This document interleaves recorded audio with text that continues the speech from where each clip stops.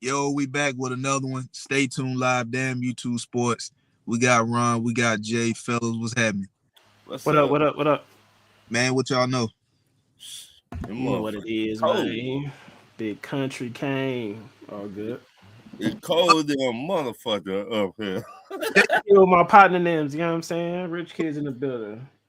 You was on Big Country when you was over here? Yeah. Everybody, Big Country, Mac Boney. Nah, I didn't know him like that. My homeboy was a bodyguard for Soldier Boy, so I was around some of them. Oh, so Oh, hell much. to him. Yeah. Yeah, speaking of Atlanta, we on fire. And I ain't talking about the other fire. I'm talking about the Hawks. I ain't talking about nobody getting burnt fire. Not like that. we I talking about mean, we talking about the Hawks. Winners of 9 in a row. Ron, do you think we can make some noise? Because we winners of 9 in a row right now. That's the longest win streak in the NBA right now. right, We playing the Magic tonight. Matter of fact, I think we own now. We're playing the Magic. right. Can we make it 10? And do you think we can make a playoff push? I Like a playoff run, you know what I mean? I think we can, but it just the matchups. Who we going to match up with in the playoffs? The Boston, I'm not taking nothing away from Boston. They got experience, and we don't. And to me, it just depends on matchups. Can we make some noise? Yes. What up, But, Gina? What up, Gina? but will we make some noise? That's the question. So it's the 7 through 10 is the play in. So right, the Miami Heat are the 7th seed. The Hawks are the 8th seed, which is a half a game above the Sixers, who are the 9th seed, and the Charlotte Hornets are the 10th seed. So right now, the play-in will be Hawks Heat. That will be the 7-8 matchup. Mm-hmm. Winner of that matchup gets the 7th seed. Mm-hmm. So plays the winner of the 9 and 10, and the loser of the 9 and 10 is out. And then the winner of that matchup gets the 8th seed. Like I said, it just matchups. That's been our problem for the longest.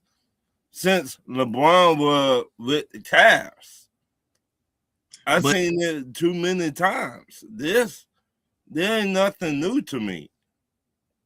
But the crazy part about it is, while we talking about the play-in right now, the Hawks are only 2 games out of the 6th seed, which they can avoid the play-in altogether if they get the 6th seed. And they're only 2 games out with, I don't know. Let's see how many games they got left. What, 7? 7 more games? Now they got 14 games left. So with 14 games left, they're 2 games out of the 6th seed. And 2.5 games out of the 5th seed. So that means Orlando, that's who we playing tonight. So if we beat Orlando tonight, that would knock Orlando into a tie with the Raptors. I'm not sure if Toronto playing tonight or not. And that will bump us up to only a game, maybe, or a game and a half. Or a game behind the Heat. Right. So if they come out on the winning end of these last 14 games, let's just say they go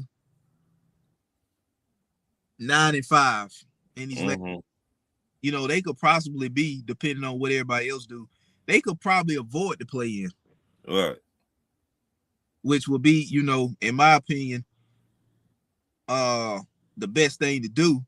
But if the top of the standings stay the same, let's just say the Hawks end the season as 6th seed, they avoid the play-in, and if stay the same, that means they will get the Knicks in the first round.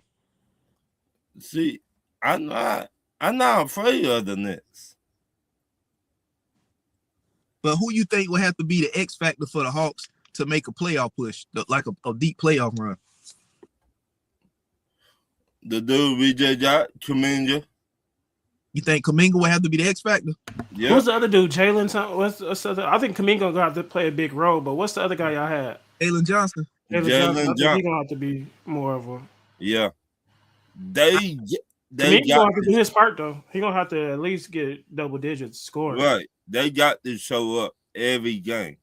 Every game they got to show up. You cannot be turning over the ball. You cannot. No, you got to show up and show out. See, the only reason I'm not gonna say Jalen Johnson is gonna be X factor is because Jalen Johnson, this is gonna be his real. This is gonna be really his first time being the guy. Right. You see what I'm saying? And you know, this season he just started to come into his own. You know what I'm saying? You didn't see this previously from Jalen Johnson before. He just to get into this. He's just now starting. This will be his first time being the guy. This will be being the franchise guy that, you know, they've now given him the keys to be. So going into a playoff series for the first time being the guy, you know, I don't know if he's going to have to work some kinks out. That's why I say I don't think he can be the X factor. I think he just need to do what he's doing. But I think the X factor probably going to have to be somebody like Nickeil Alexander-Walker, who already came from Minnesota, who got played. Yeah, they was on the brink of going to the finals with Nickeil Alexander-Walker. Yeah. Get a veteran guy like CJ McCollum, you know, who has playoff experience, not in Washington and not in New Orleans, but back from his days. So I think be the guys that have to kind of take one step forward and help him push all these other guys. Because Jalen Johnson, like I said, this is his first time really being the guy in a playoff series. You know what I'm saying? So if he can have a Trey-like performance, remember when he went to the Eastern Conference Finals in 2021 and Trey was just busting everybody's ass up? Yeah. If he can do that, then we got a chance to kind of make a playoff push. Because remember, if that's that year I'm talking about in 2021, Nate McMillan was the coach. Yeah. And we had the New York Knicks in the first round. Yeah. And that's just, you know, went crazy in game one, had the game-winning shot. And from that point on, he went crazy in the playoffs. You know, so but I don't trust our head coach either. Quinn Snyder. I don't trust his glasses. Just make me have nightmares. I'm sorry. He might need to get contacts. His glasses just. That's a good point too, because even when he was in Utah, he was winning hella regular season games. Right, but could not get it done in the playoffs, and that's what made me wonder why we gave him another opportunity. You cannot get it done in the West, and you coming down here. We don't got no bit, man. No, you need a bit, huh? Yeah. Wasn't playing no way, so I don't even count him. Hell, he wasn't playing any goddamn way, Ron. Right. So you don't got no bit, man.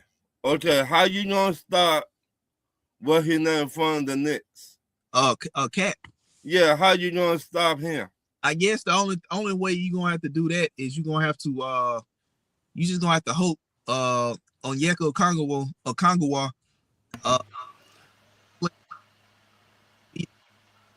defender Cat to be, because Cat sometimes he got a tendency of just playing too much on the perimeter. Right. Yeah, Cat, you got to be physical with Cat. Cat, he too finesse. So if right. you bang him, so he can stay on the perimeter, and that's what Okongwu and we'll call him 00, but I hope that's what he do. Like, right.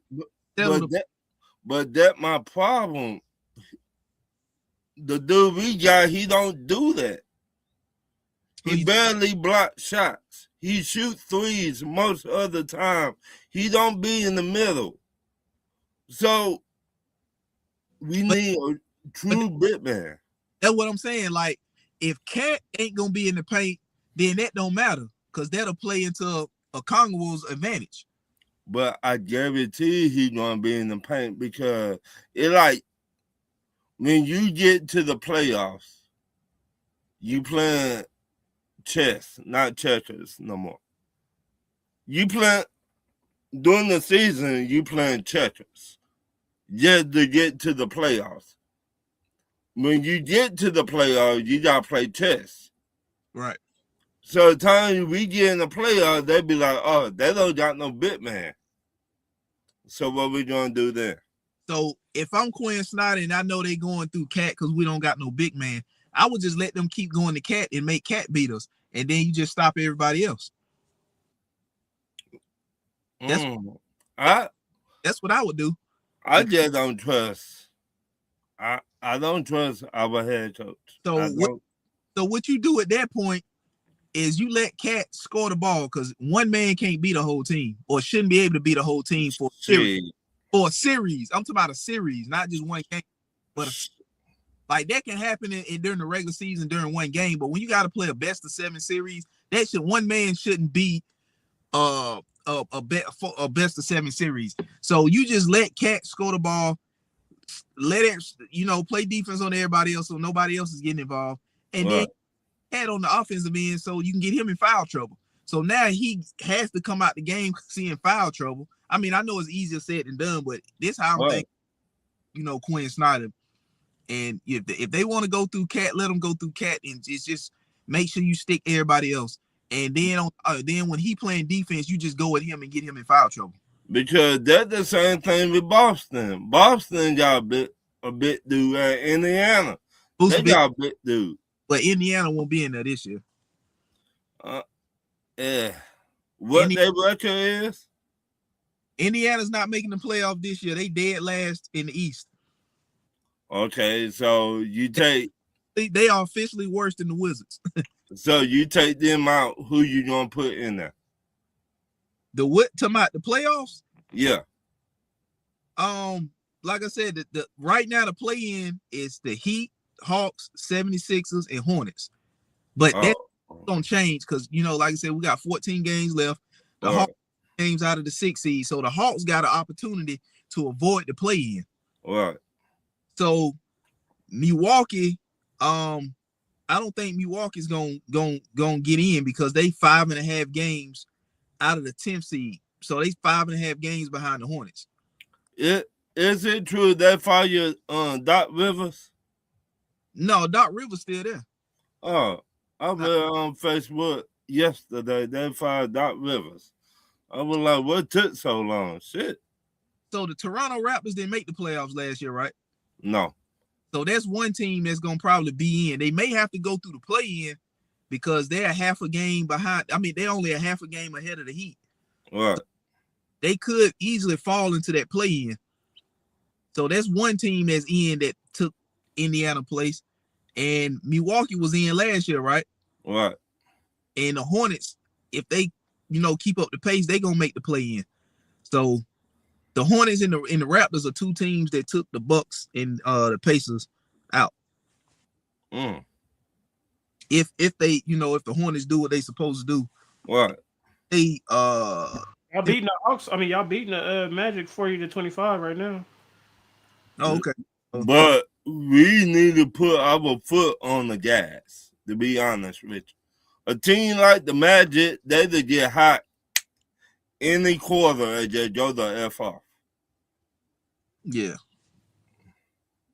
Because Ralph, you said y'all the 9th seed, right? No. You said y'all the 9th seed. Y'all like one game behind Philadelphia. We the 8th seed. We the 8th seed. We're half a game ahead of Philadelphia. Oh, okay. It must not be updated. This one. We're a game and a half behind the Heat and 2 games behind the Raptors for the 6th spot. Okay. So, what I was about to say, y'all the hottest team in the East right now. Yeah, that's 9 in a row. Yeah. But like I said, we've been here before. But time we get into the playoffs, we act like we never played basketball a day of our life. So the big man, Landale, I don't know who, we got him at the deadline from Memphis. Right. I don't know if you heard the story about it, but when Memphis traded him, I guess he was mad, and we had to play Memphis. So we drove from Memphis to Atlanta. Yeah. To make sure he, got there on time to play the game. Right. And I think he went off that game. I think he had 27 points in that game? Damn near 30 points that game. Right. But he was so pissed off, he hopped in his car. Like, right. They said this motherfucker got off the plane. He said he got off the plane. His agent was on the front. Hey, player, no, you got traded to Atlanta. When he got off the plane in Memphis? In Memphis. They wasn't finna go somewhere else. Oh, they pulled him off the plane before it took off? Yeah, before it took off. Damn, that's fucked up. And okay, so that must be when he went back home, got in his car and drove straight to Atlanta when he found out. That's who and they were like he was driving all night. So that's who Memphis was playing. They was on the way to fly to Atlanta when he found out he got traded to the team that they about to play. They were like he was driving all night. Well, it take, I would say, 7 hours. From Atlanta to Memphis? Yeah. You got to stop, get gas. That sounds about right. Eat, and everything else. And it depends where about in Memphis. So without stopping, just straight nonstop, it's like almost 6 hours. So almost 6 hours. And yeah. So when you stop and do all that, it's gonna be around 7 dealing with traffic, all that. Yeah, with traffic, that 285, that I-75. It depends on what way you coming from.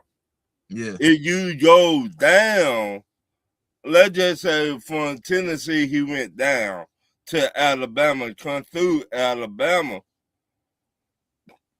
and come to Atlanta. That might be 9 hours right there.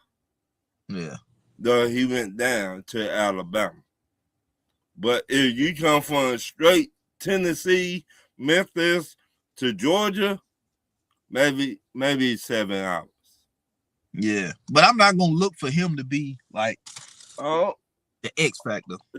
Oh no, he was pissed off. It's gonna have to be one of them other guys that got experience, playoff experience. It's gonna have to either be, even though CJ McCollum more of like a 6-man type of guy now. What? But it's gonna have to be Nikhil Alexander-Walker, in my opinion. I could see that. He gonna have to go out because he probably got the most. He probably the only one on the team that's been the closest to outside of Kuminga. But I'm not even gonna count Kuminga because Kuminga wasn't even getting no playtime over there in Golden State. Right. So all right. We ain't got it. So Nikhil Alexander is probably the only one on the team that has been that close to the NBA Finals outside of Kuminga. Right. Did Kuminga get minutes in the finals the last time y'all went against? Not like that, nah. Against nah, not really. Nah, it was more Jordan Poole than anybody coming off the bench. Okay, but again, our head coach, the problem is with our head coach step up. Will they go to all big mans or will they go to the small team? Say we play Boston, right? Mm-hmm. In the first half, Boston beat us 14-10.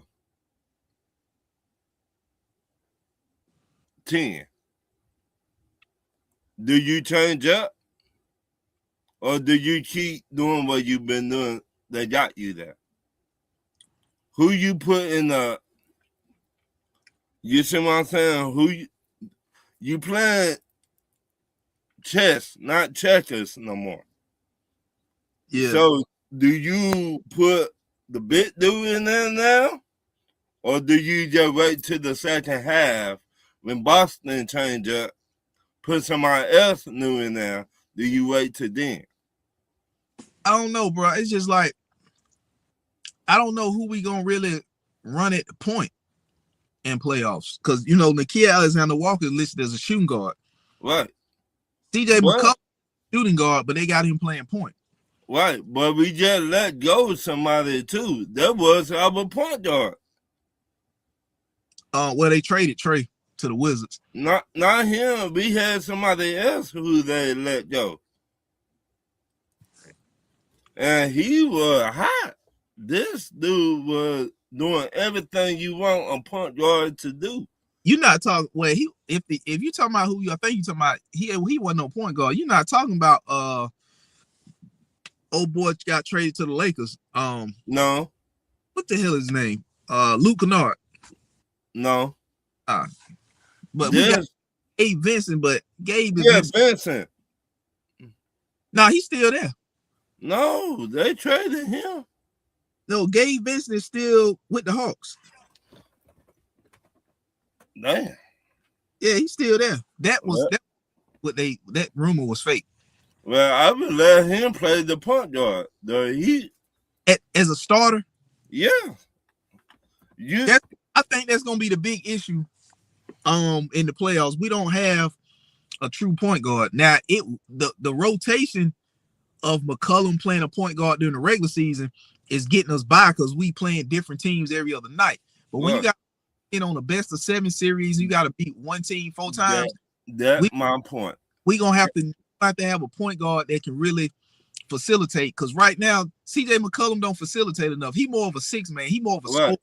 The only person that really facilitates on our team, well, of course, Jalen Johnson and the kid Alexander Walker, but they don't have him listed as the point guard. So, he gonna have to be the primary guy to get others involved. But I don't want that to take too much away from his offensive game, though. You know? So I don't know. It's gonna be tough. I think that's gonna be the one thing that's gonna. Well, I ain't gonna say that's gonna be the only thing, but like you said, coaching with Quinn Snyder is gonna be one. How he gonna use it? Iffy, man. This I don't trust him whatsoever. He had not proved nothing to me. Dyson Daniels. I mean, this dude, bro. Man, this dude, he can't shoot worth a shit, Ron. No. Me and you right now can go outside as cold as it is and probably shoot better than him. Who y'all talking about? Dyson Daniels. He more defense purpose. He's ability. Right, but he played good defense. Yeah, so you can't overlook that. I mean, Right. He took away the best player on that other team. So this might be able to work against the Knicks. It might.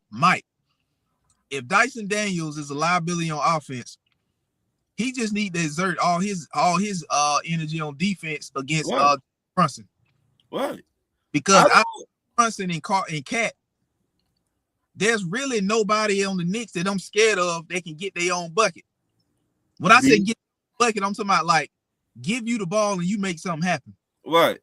Everybody else get it off of improv, off of defense, off of turnover, or something like that. But I'm not scared of OG Anunoby going one-on-one. I'm not scared of Josh Hart going one-on-one. I'm not scared of Mikal Bridges one-on-one. The only 2 guys that could really get their own bucket is Jalen Brunson and Cat. To me, Cat too damn soft to be 6'9", 250. And he kind of inconsistent at times too. So, but he's soft. Yeah, this man saw this young baby shit, newborn baby shit. Stop it. This man is soft. When he got into the NB and Ben Simmons forgot how to shoot. They took the shit out of that man. The man been soft ever since. So it's gonna be Mike Brown coaching versus Quinn Snyder coaching. Yeah. And the sad part, I would go with Mike Brown. He got more experience. Yeah, I mean he done been there, not as a head coach, but as an assistant. He been there. That's what I'm saying. Not as a head coach though. No, he been there as a head coach with the Cavs.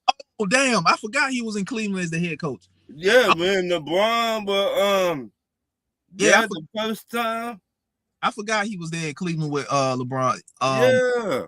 I'm thinking more about when he was on the bench at Golden State and they went. Yeah. But he got head coaching experience. Yeah. So he been there. I forgot he was at. I forgot what game. I think the Cavs just beat Boston. The big three, Kevin Garnett and Paul Pierce and Ray Allen. And he walked to LeBron, gave LeBron a kiss on the cheek. I'm like, where they do this shit at? Oh, I'm going to edit that out. Kiss on the cheek. That's what he did. Go back, watch it. Go back, watch when LeBron just dunked on basically the whole team. And he walked, I think it was halftime, he walked to LeBron, kissed LeBron on the cheek. I'm like, where they do this such a shit at? I don't know. I wasn't expecting to hit up, but so it's probably gonna come down to so like the top 4 teams is Detroit, Boston, New York, and Cleveland. So Detroit gonna be a problem. Out of them 4 teams, 2 of them is gonna knock the other out. So you know what I'm saying? All 4 of them can't. Only 1 or 2 teams can make it to the Eastern Conference Finals. Right. 2 of them is gonna knock each other out. You know what I'm saying? So I'm thinking on if the Hawks make it to that 6 seed and avoid the play-in. Right. So I'm just thinking if the Hawks make it to the 6 seed and avoid the play-in, and everybody else up top remains the same, that would be the Hawks' first round matchup would be against the 3-seeded Hawks. So I mean Knicks, 3-seed Knicks. Well, I definitely don't want to see Detroit. They're going to be a problem. Yeah, Detroit is going to get whoever get the A spot. Right, Detroit going to be a problem. I'm not worried about the Cavs. They another team. You put all this stock, they're the favorite in the East, and they don't never show up. But you know what? It's going to be like whoever play that Detroit team, it's going to have to be like some grinded out games because at Detroit, they don't particularly shoot the ball well from 3, right? And then you don't really feel confident in them having another guy. You know what I'm saying? Outside of Cade Cunningham, somebody that can handle the ball and get a bucket, you don't really look at them as having another one of those type of guys. So if you cut the head takeoff, which is Cade Cunningham, you disrupt a whole lot of shit that Detroit. But it's hard to kind of stop Cade Cunningham. Right, but you gotta look at it. They also play good defense. They do. That's why I say it's gonna be some grinded out games. If you could kind of cut the head of the snake off, which is Cade Cunningham, you'll slow a lot of what Detroit do down because, like I said, they don't have another guy like Cade Cunningham. They don't have another go-to, and they don't shoot the ball well from 3.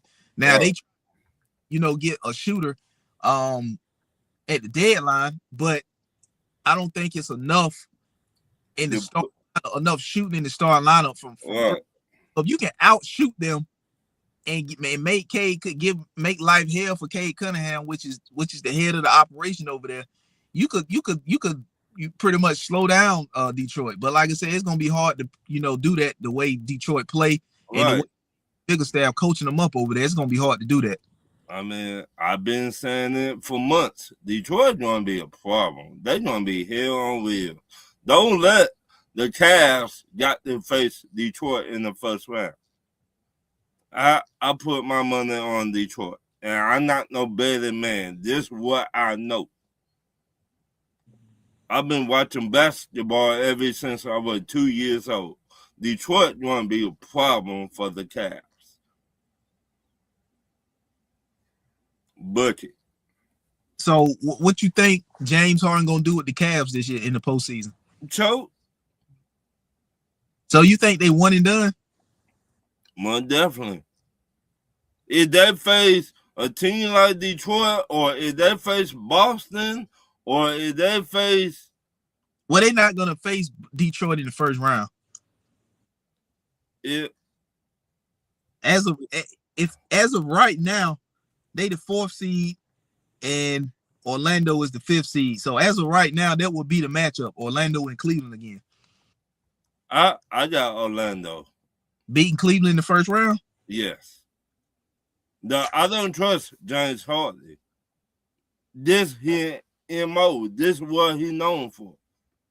He did it with Houston. He did it with the new Brooklyn. This is what he's known for. He have a good season, playoffs, he choked. I think they'll have enough to get out the first round because I'm just saying, if this is the way it ends, if this is the way the season ends, it will be Cleveland Orlando is the first round matchup because that's the 4-5 seed right now. Yeah. So that matchup, I think they would have enough to get out of the first round. I think that Orlando was gonna hurt them probably in that matchup would be, Pablo Banchero, him and the coach not seeing eye to eye. Right. They have to figure some shit out down in Orlando. They're gonna have to figure, is this the coach for them if they don't get out the first round? He's not. They just gonna have to sit down and say, look, Pablo Banchero, you are a guy. The coach is also our guy. Y'all gonna have to figure this shit out and get this shit y'all relationship situated. He's not had to go through a fire coach and go bring in another coach. So, he's not the right head coach for them. They don't respect that head coach. I'm being honest with you. From the games I've been watching, he telling them to do one play, they do something else. Well, they're gonna have to get down to the bottom of that shit, and they're just not the point guard. They're the whole team. They don't respect that dude. So if the whole team don't respect him, then they really gonna have to look into a coaching change if that's the case with the whole team. I just know about Banchero and the head coach not really seeing eye to eye. I didn't know it was like the whole team. If it's the whole team, then he definitely gonna be the one that they look at getting rid of and replacing. Yes. Go back and watch Orlando Magic game. And that'll definitely be the case if they get one and done in the first round. Yes. They will hurry up, fire him. Let's just say they face somebody. Because I don't think they gave up. What did they give up? 4 first-round picks to get to trade for Desmond Bane? Yeah. I like that pickup for them. You paying Pablo Banchero, and you gave up 4 first-rounders for Desmond Bane, and you go out in the first round, right. And the team don't respect the coach. But we might have to. I mean, the coach might not be a bad guy, but we just gonna have to look at the fact that you're not the guy for this. Right, you're not the guy for this team. This team, you could be the guy for somebody else's team, right. But not this one. You could be the guy, and don't take this no way, Josh. You could be the guy for the Warriors. I'm for real. You could be the guy for the Kings. Now, I keep it 100 with you. You could be the guy for the 76ers. He'll get a job somewhere. Right, you will get a job somewhere, but with Orlando, no, they don't respect that, man. So I watch all the games, and this man was drawing up plays, and in halftime, they were like, the head coach said, "All right, y'all, come on in here.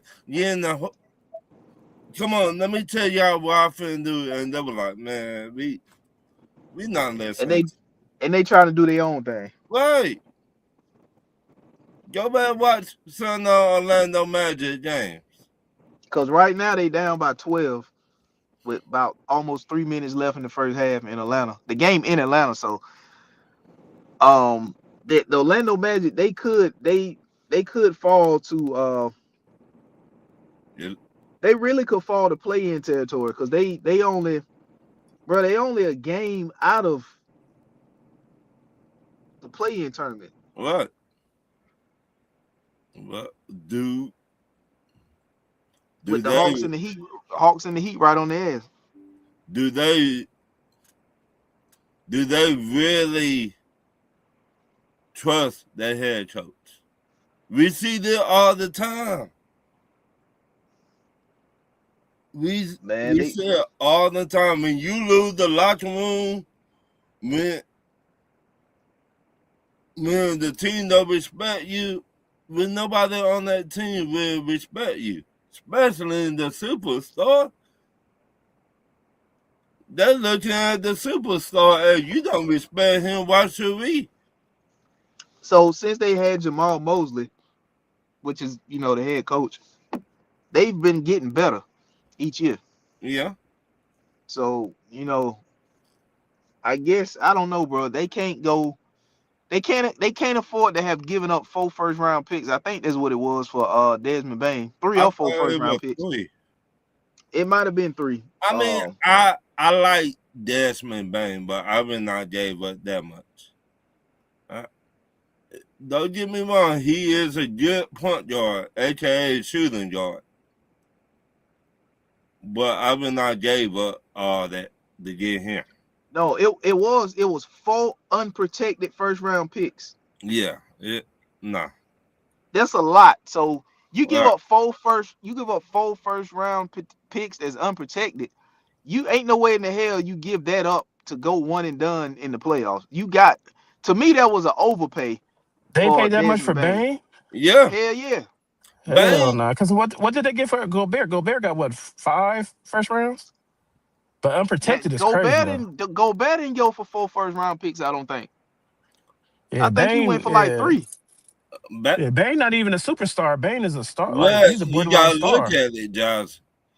Bain could be a superstar. No.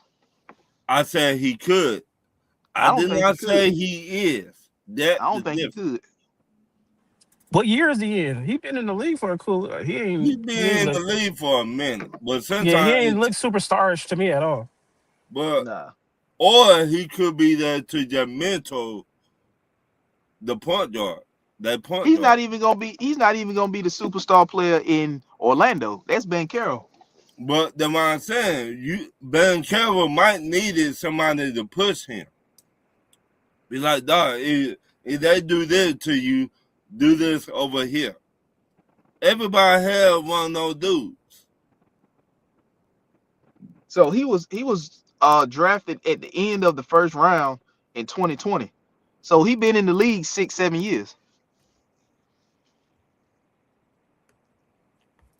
So he was originally drafted by Boston, then traded to Memphis. Right. But like I said, he could be the glue guy. He could tell the whole team, hey, y'all listen to the motherfucker, the head coach. Excuse my French. The mature guy. And I don't know, bro. They gonna really have to figure something out down there in Miami. I mean, not Miami, Orlando, if they get bounced in the first round, because you can't give up four unprotected first round picks for a guy and get bounced in the first round of the playoffs. I try to tell you, let the Cavs beat them. And I think Orlando Magic got way better talent than the Cavs do. But let the Cavs beat them. See how fast that head coach get fired. Because they got Franz Wagner. They got him, Pablo Banchero.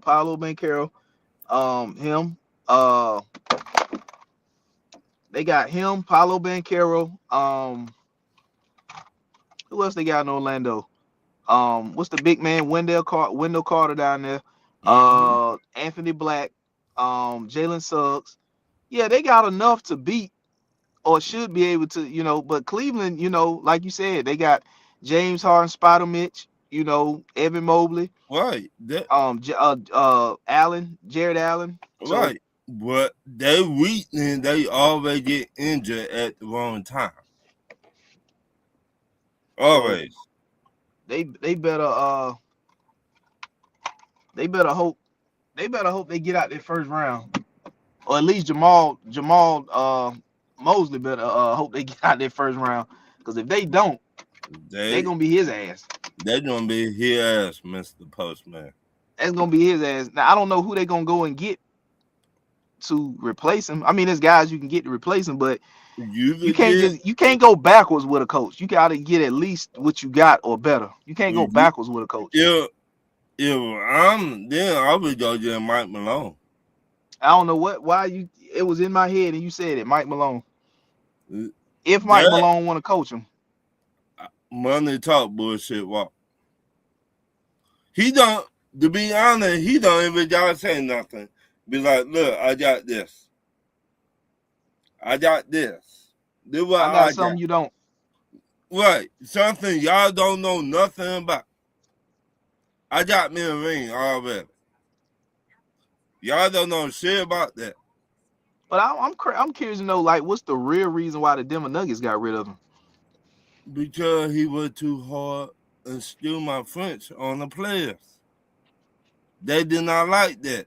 Those players too sensitive. And they had veteran players out there. Right. It go back to what we already be talking about. These young players, they're very sensitive today. So Nikhil, I don't mean to cut y'all around, but Nikhil Alexander-Walker at halftime got 24 points. So that's what I'm saying. He gonna have to be one of the guys that's playing like this in the playoff series. Right. But Mike Malone is a good head coach. If I'm the Hawks and y'all finna I would take him in Atlanta. I would take him in Atlanta. That's what I was finna say. I'm curious to know why. I don't know if he didn't. Maybe he wanted to take a year off from coaching. Maybe, I don't know. But you looking at teams like the Knicks, who lost Thibodeau, and Thibodeau was a hard-nosed, tough-nosed coach, and it seemed like the Knicks done lost some of that toughness that they had last year. And not to talk bad about Mike Brown, but if you lose a guy like Thibodeau, and why wouldn't you reach out to Mike Malone when Mike Malone got a chip too? But how we know they didn't? How we know? That's what I'm saying. Maybe Mike Malone wanted to take a year off of coaching after getting fired. So maybe he, But how we know Mike Malone did not say, hey, can I do it my way? I don't know. But if you the Knicks and you get rid of Thibodeau and you was one game away from the NBA Finals last year, I would have ran him back one more year with this team to see what we could do, because you was only one game away. No, Thibodeau, he was not playing everybody on the sideline. But they were one game away from the you NBA might Finals. be one game, but those players that you got, your starters, they were tired as fuck. You got to get to the NBA Finals if you the Knicks, because the last coach you had, you were only one game away. I understand that, but okay, what we say about CMC in the NFL?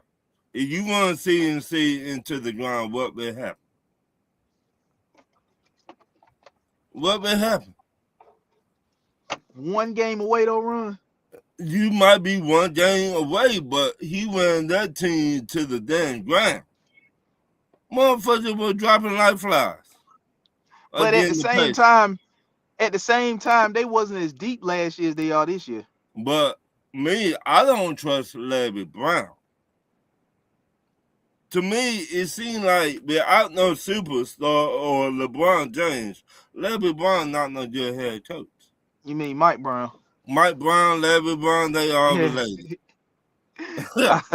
So Mike Brown, Larry Brown, Bobby Brown, Chris Brown. Right, they all related. Antonio Brown, right. They all related. They all related. But it seems like Mike Brown, if he don't got no superstar, he's not gonna do nothing.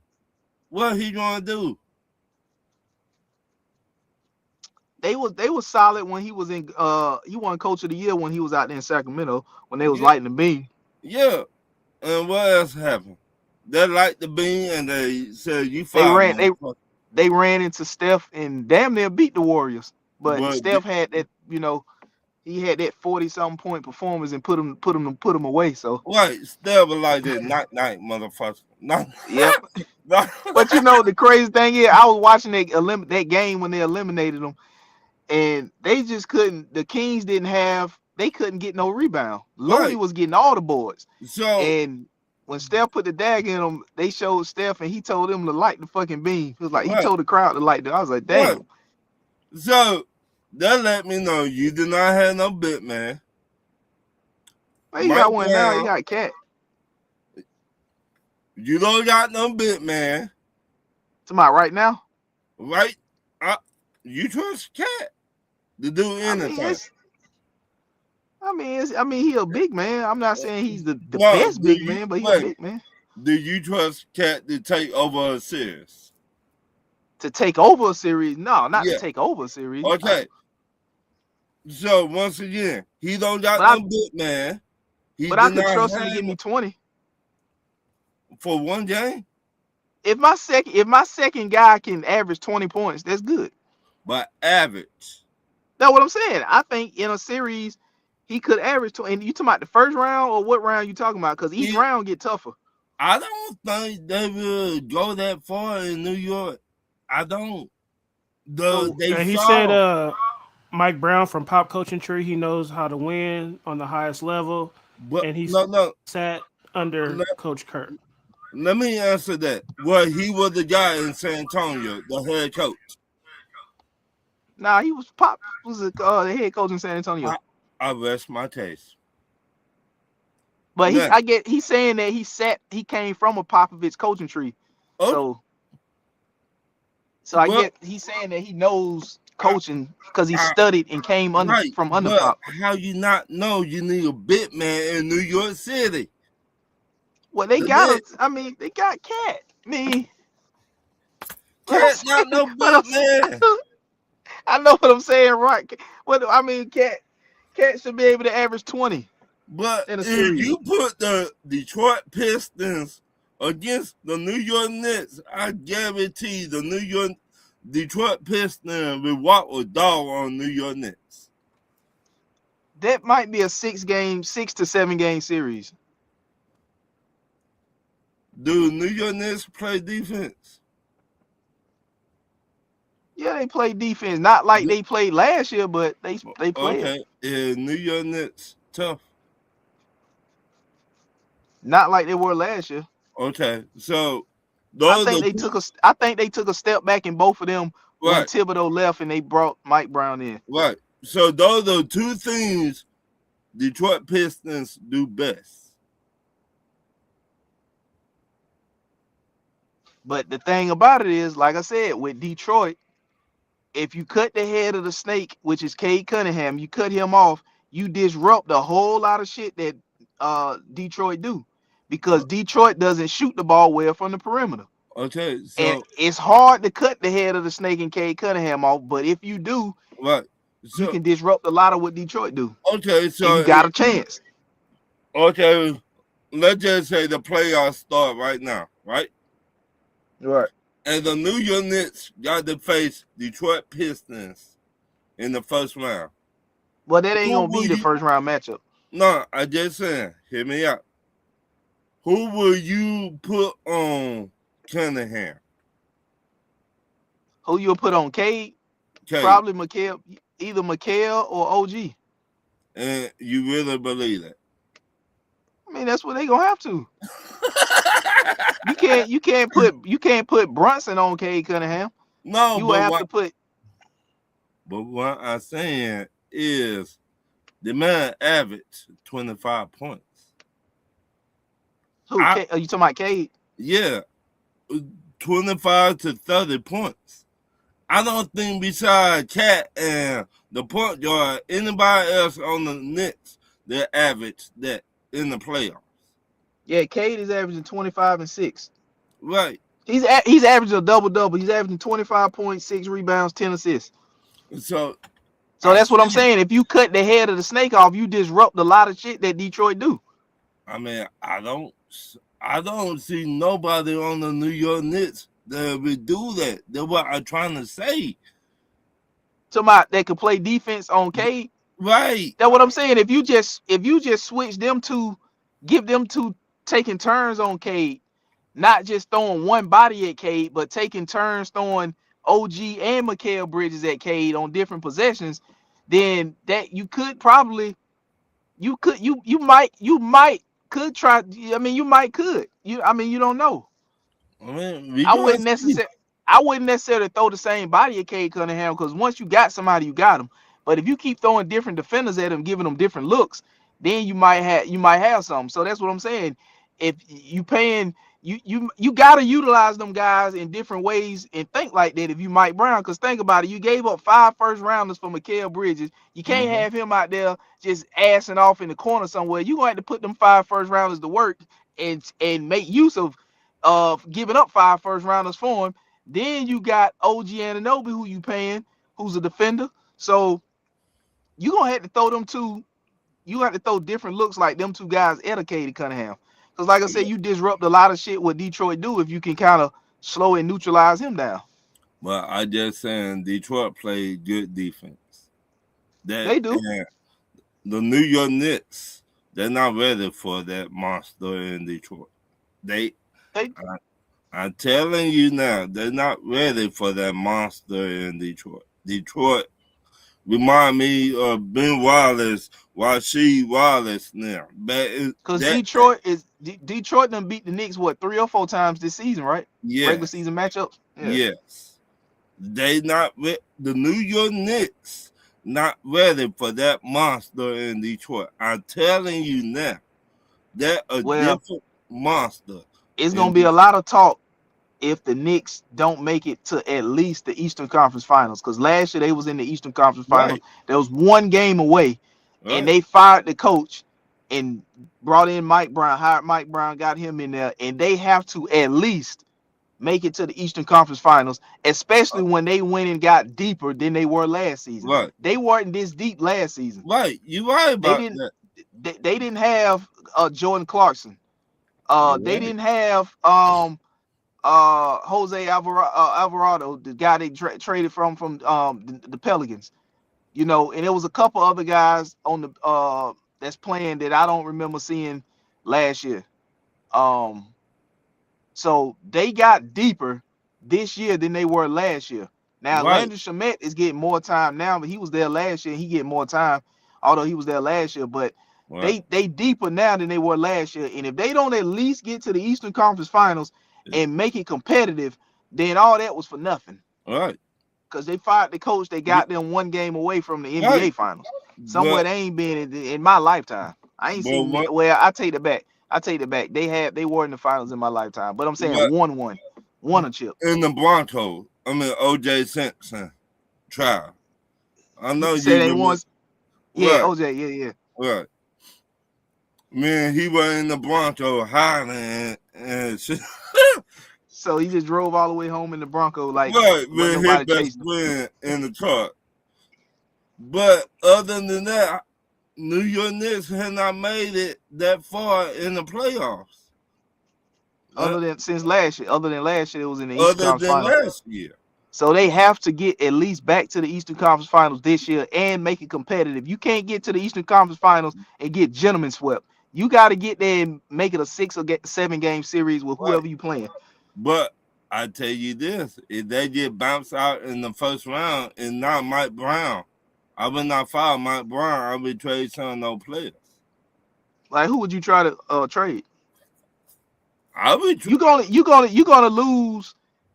Well, first of all, let me say let me say this before you mention a guy. Mikal Bridges, you gonna be in the negatives with him because nobody's giving you what you gave up to get him. You're not getting 5 first rounders from nobody for Mikal Bridges because that's what you gave up to get him. So you already gonna be in the negatives working with him in his contract. Right. So don't expect to get top dollar back in return for Mikal Bridges. So you might as well keep him. So who would you try to trade if they don't get to the Eastern Conference Finals, or if they do get to the Eastern Conference Finals and they get gentlemen swept? Who would you trade? I would trade Cat. Okay, Cat. You would I mean, who would you try to get?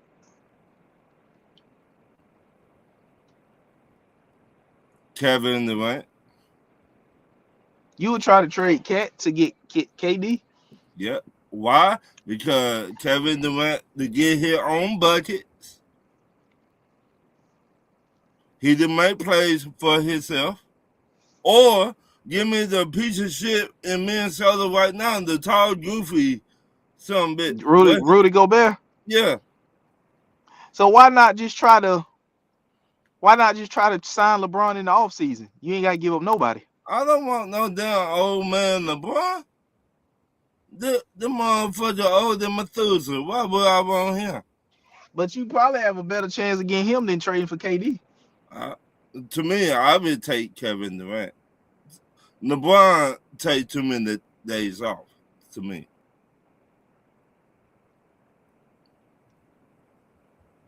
So who you gonna put at the big then if you trade? I'm just saying I don't think it's gonna happen, but I'm just. I would go find big. Give me the dude in Minnesota who they just drafted last year, the big dude. Not in Minnesota but in Memphis. Big dude they drafted in Memphis. Zach Edey. Give me him. You know nobody not coming in the paint. You know, a big dude like that, nobody not coming in that damn paint. See, you get rid of Cat, you gonna have to bring in another big. But what I'm saying, I'm trying to play old school basketball. Old school. The one I'm trying to play. Yeah, it ain't a lot of bigs that's like that available. Hey, I just saying. It really ain't. I don't trust Aiden with the Lakers. I don't trust him. He'll cry, baby. To me, in my opinion. Dude, you almost 7 foot. Why are you crying? You're not getting your touches? What? Why I don't know, but Aiden ain't like what a lot of people try to make him out to be. Right. That's what I mean. You're not like that. So they're not your game. And he just made it worse. Right. Because he left and he went to a situation in which they wouldn't win now mode. Right. And he ain't playing up to that standard. Right. And he chose to go there. Right. So that let me know you're not like that dude. You're not him.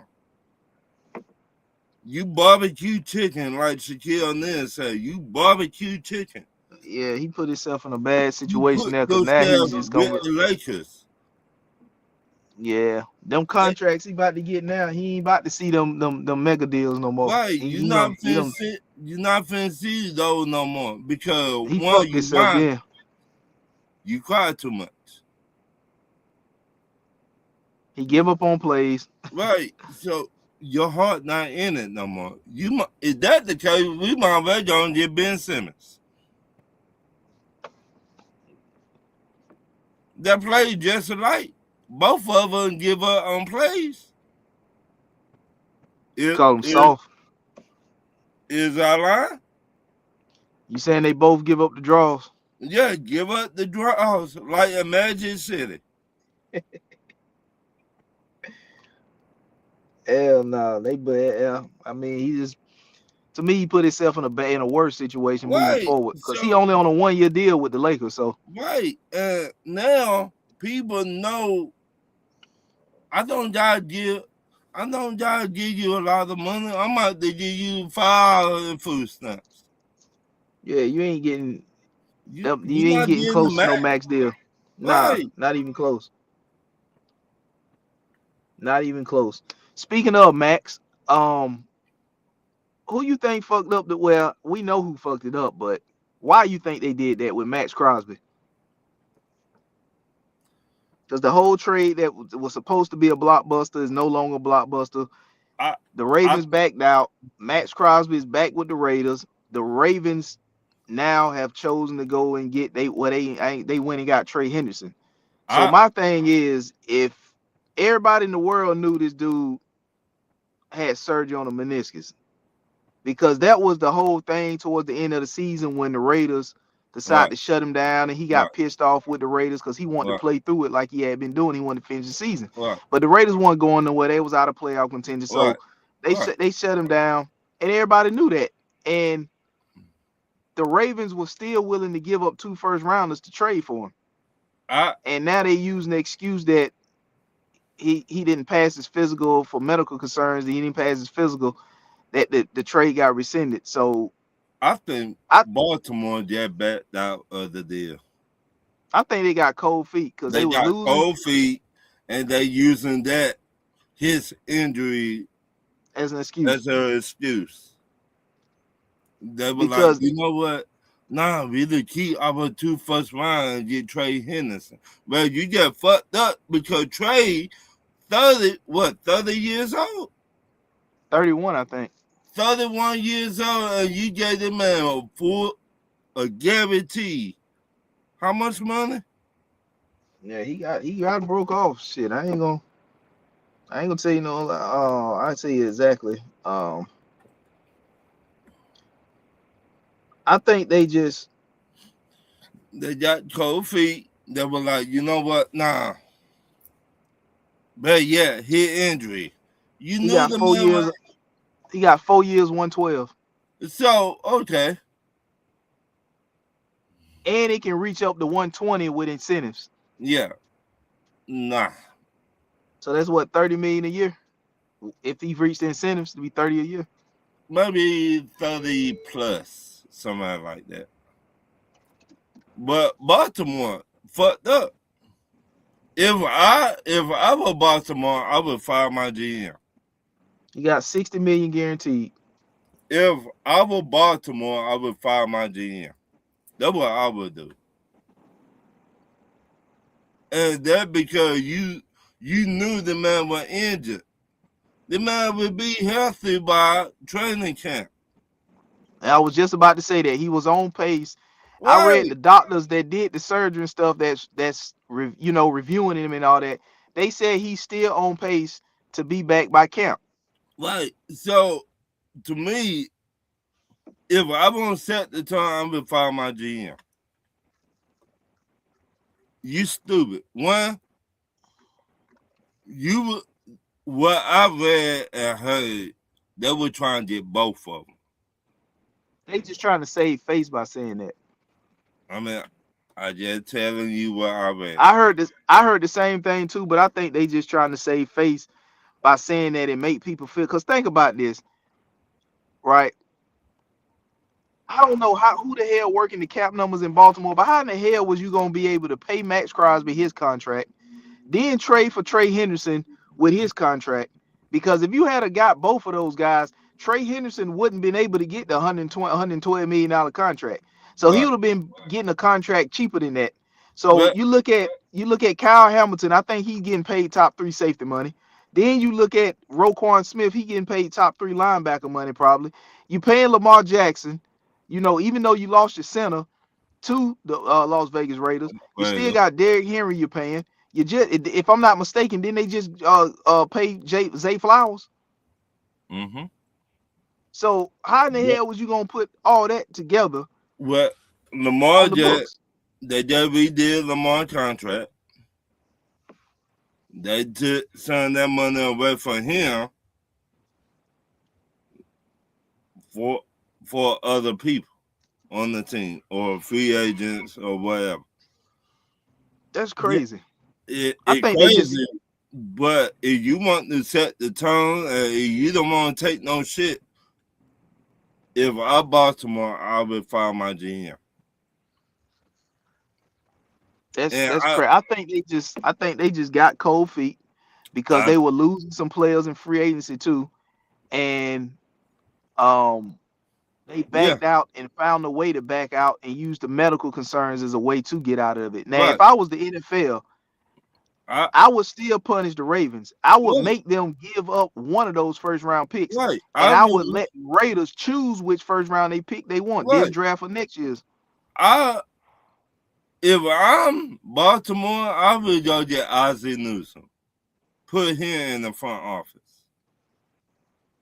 I'll be like, look, we make you president or something, Ozzy. This GM don't know what the fuck he doing. And I've been fired the GM right there on the spot. And to be honest with you, I think wide receiver was a bigger need than another pass rush. Yes. In my opinion. And it's still some good wide receivers out there. So wide receiver, in my opinion, was a bigger issue for the Baltimore Ravens than going to get another pass rush. But you're not talking about the tight end that just let go, went to the Giants. Isaiah Likely. Yeah. So you chose Andrew over Likely? So this is what makes me think that Kenyon Sadiq, the tight end out of Oregon, is going to be gone to the Baltimore Ravens at 14. Pretty much. That I think that's where he's gonna go. Because they use 2 tight end sets. That, and Mark Andrews is older. Right. And Kenyon Sadiq is athletic like Isaiah Likely was. And they were starting to shift more towards Isaiah Likely. Give him right.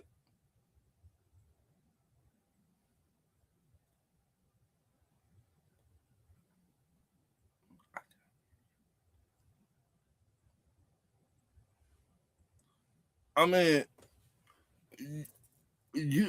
what do y'all think in the comments? Did they get it right in Baltimore, y'all, or did they get it wrong by letting people go? Y'all tell me.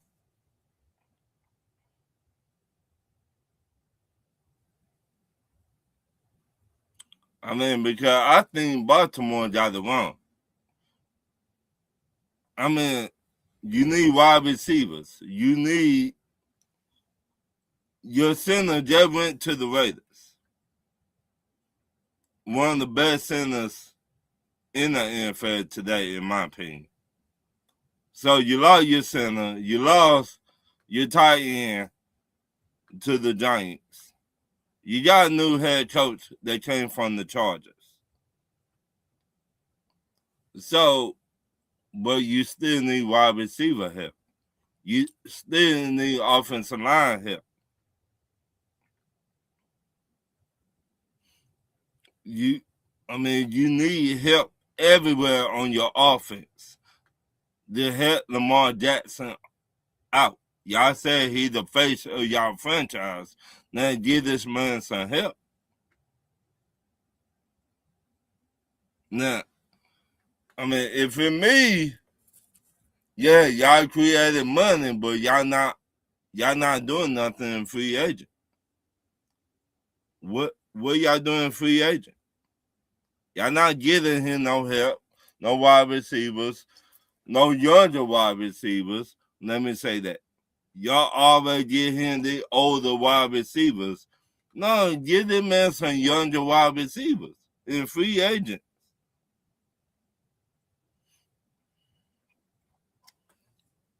I mean,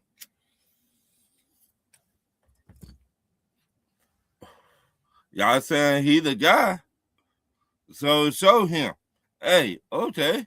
We got you this wide receiver. We got you that wide receiver. So the man, if he's the guy for y'all, get him some help.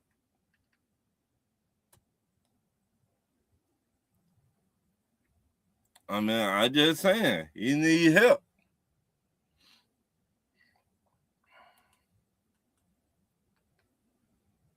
So, I mean, yeah, I wrong for thinking like that, Josh? I mean, let me know.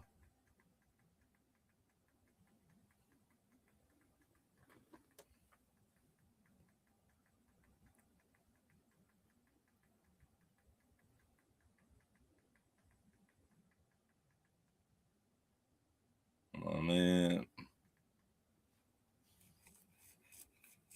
who do y'all think won in free agent and lost in free agent? What team? I think the Raiders won in free agent. And I think I'm not biased, but I just speaking facts. I think the Panthers spending too much money on that pass rusher who they got from Philly.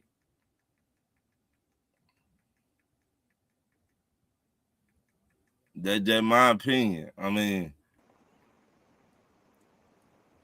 hello? Yeah. Yeah.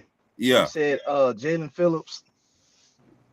I really think y'all spent way too much money on Jalen Phillips. I mean, that was a dying position of need because we was at the bottom of the barrel when it came to getting sacks. So I mean, if you needed that bad, then you had it available to get the spin. Right, but what I'm saying, I think y'all should have got him for a cheaper deal than what y'all gave him.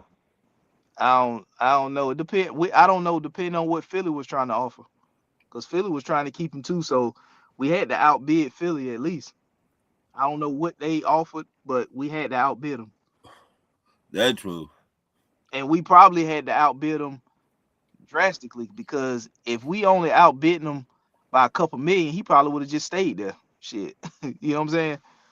Why pack up and move and go somewhere else over a couple million when playing time? Yeah, I mean, shit. He was getting playing time with the Eagles, but not like that. They was playing. He was starting. They was playing him. That will rotate.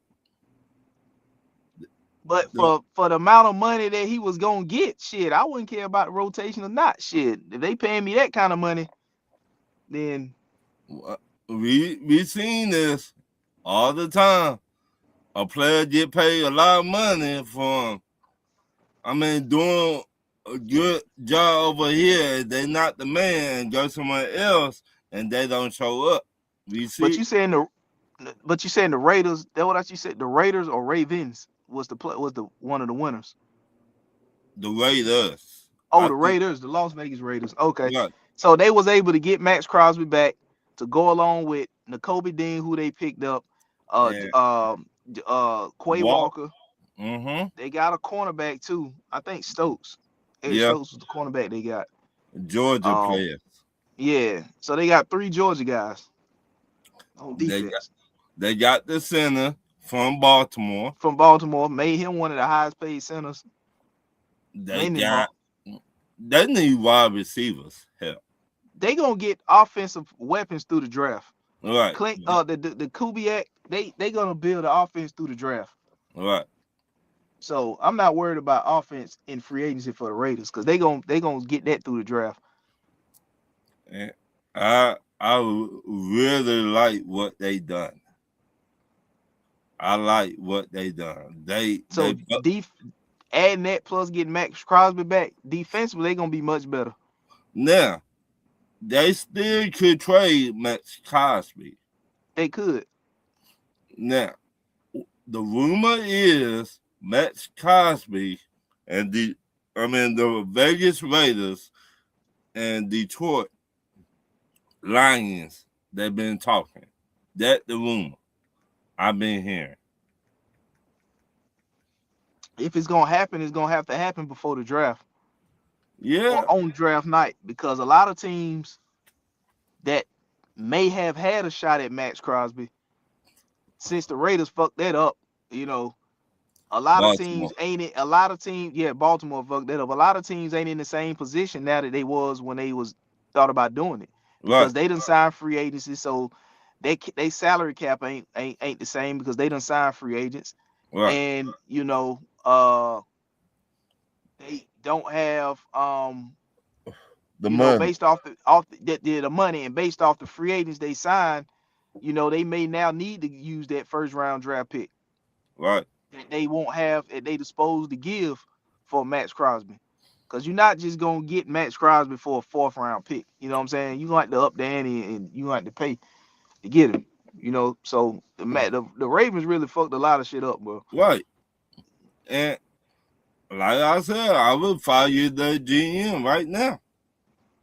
If I'm the NFL, I would make the Ravens give up one of those 1st round picks. I would let the Las Vegas Raiders choose which one they want. Do they want the first round pick in this upcoming draft, or do you want it in next year's draft? Right. I would take it in this year's draft because you don't know what that pick gonna be in next year's draft. Because right now you know that it's 14. So I would fire the GM right now.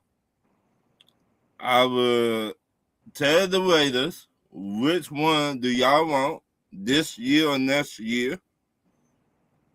And I mean, I would call the GM right now from Baltimore. Hey, dog, yeah, you fired. Don't even come in. We send you your shit in black garbage bags. But Baltimore ain't gonna do that because that GM was able to get out of the Maxx Crosby trade without nothing done to him. He ain't gonna get penalized for him, and they still got a DN and Trey Henderson. So they addressed the need and still kept their 2 first-round picks. But if you other teams around the NFL, will you trust Baltimore? Now, what's gonna happen is, like you said, other teams may not want to do business in the future with them. So now you got to set that tone. Be like, look, we don't do business like that. We got to fire him. But he fucked it up for everybody else. Yeah. No, from nobody that standpoint, I get what you're saying from that standpoint. It will not be that many teams that do business with them now. Yeah. The way they handle that shit. No, I will not do business with y'all and y'all waited to the last minute. No, fuck that shit. Fire that motherfucker. So who you think was another winner? You said the Raiders. The Raiders. I'm surprised teams didn't really like New England. They had a shitload of cap space, but they ain't really do much. Right. Denver did not do nothing either. Yeah, Denver didn't make no moves. They did not make no moves. The only move they did was getting rid of Drake, cutting Dre Greenlaw. That was it. They needed a running. They needed a running back. They need a backup quarterback. They'll get that in the draft for running back. They need offensive line help. They'll get that in the draft. Denver, they got lucky last year, but they got torched against the other team. So you got Denver as being a loser in free agency. Yeah, most definitely. Sean Payton and he asked for it. So Denver was a loser. Back, right? Huh? I think they signed J.K. Dobbins back. Yeah, but they're not enough. You need more. I don't know what their cap situation was like either.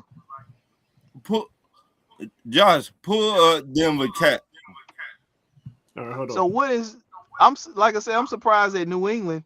What did New England do outside of cut Stephon Diggs? Nothing. Then they signed the old lineman, right? They got Romeo Doubs. So they signed Romeo Doubs. That's basically to replace what they cut in Stephon Diggs. Right. But you need help too. So their biggest need was, in my opinion, was offensive line, because the offensive line got really exposed in the Super Bowl. You need offensive line. You need wide receivers. You need a tight end.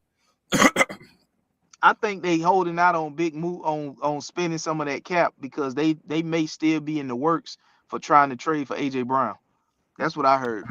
Okay, well, but you still, Broncos have 20 to 25 million, so around 25 million in cap space this year. Right now. So who got a big contract over there, Josh? To win Denver. With Denver. Pat Surtain. I was going to say this is a cornerback because they let Chubb go. So I will redo Pat Surtain contract to get what we need over here. So you trading Pat Surtain?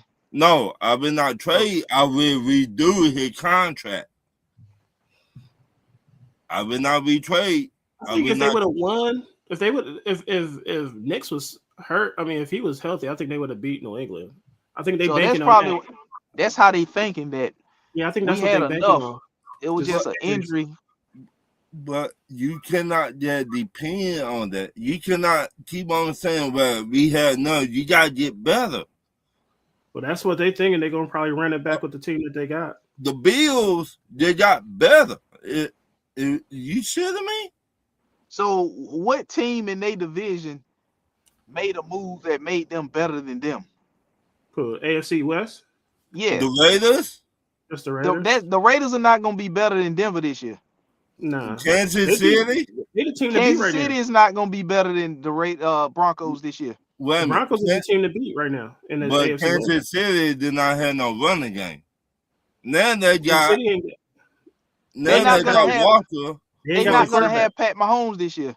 Yeah, it's Denver is the favorite right now. Pat Mahomes towards ACL at the end of the season. But so he's gonna miss a whole chunk of this season. Yeah, it's gonna be. That's why they signed Fields. Justin Fields. That's why they traded for Fields. But we don't know that. We cannot say how long he's gonna be out. Madison, if he got hurt at the end of the season with that injury, tore his ACL. But what I'm saying, he's not coming back week 1. But what I'm saying, the medication today is better than the medication from. Nah, you out almost a year. With ACL, you out almost a year. And then you got to think about it. By the time he comes back, because he ain't gonna be ready week 1. By the time he come back, if they already pretty much out of playoff contention, there's no reason to bring him back. You might as well just go ahead and sit him out the rest of the way. The Chargers is the second team. It goes Denver, then the Chargers, then the rest. I think the Raiders. Everybody's sleeping on the Raiders. They ain't got no quarterback yet. This the rumor. I'm not saying if it's true or not.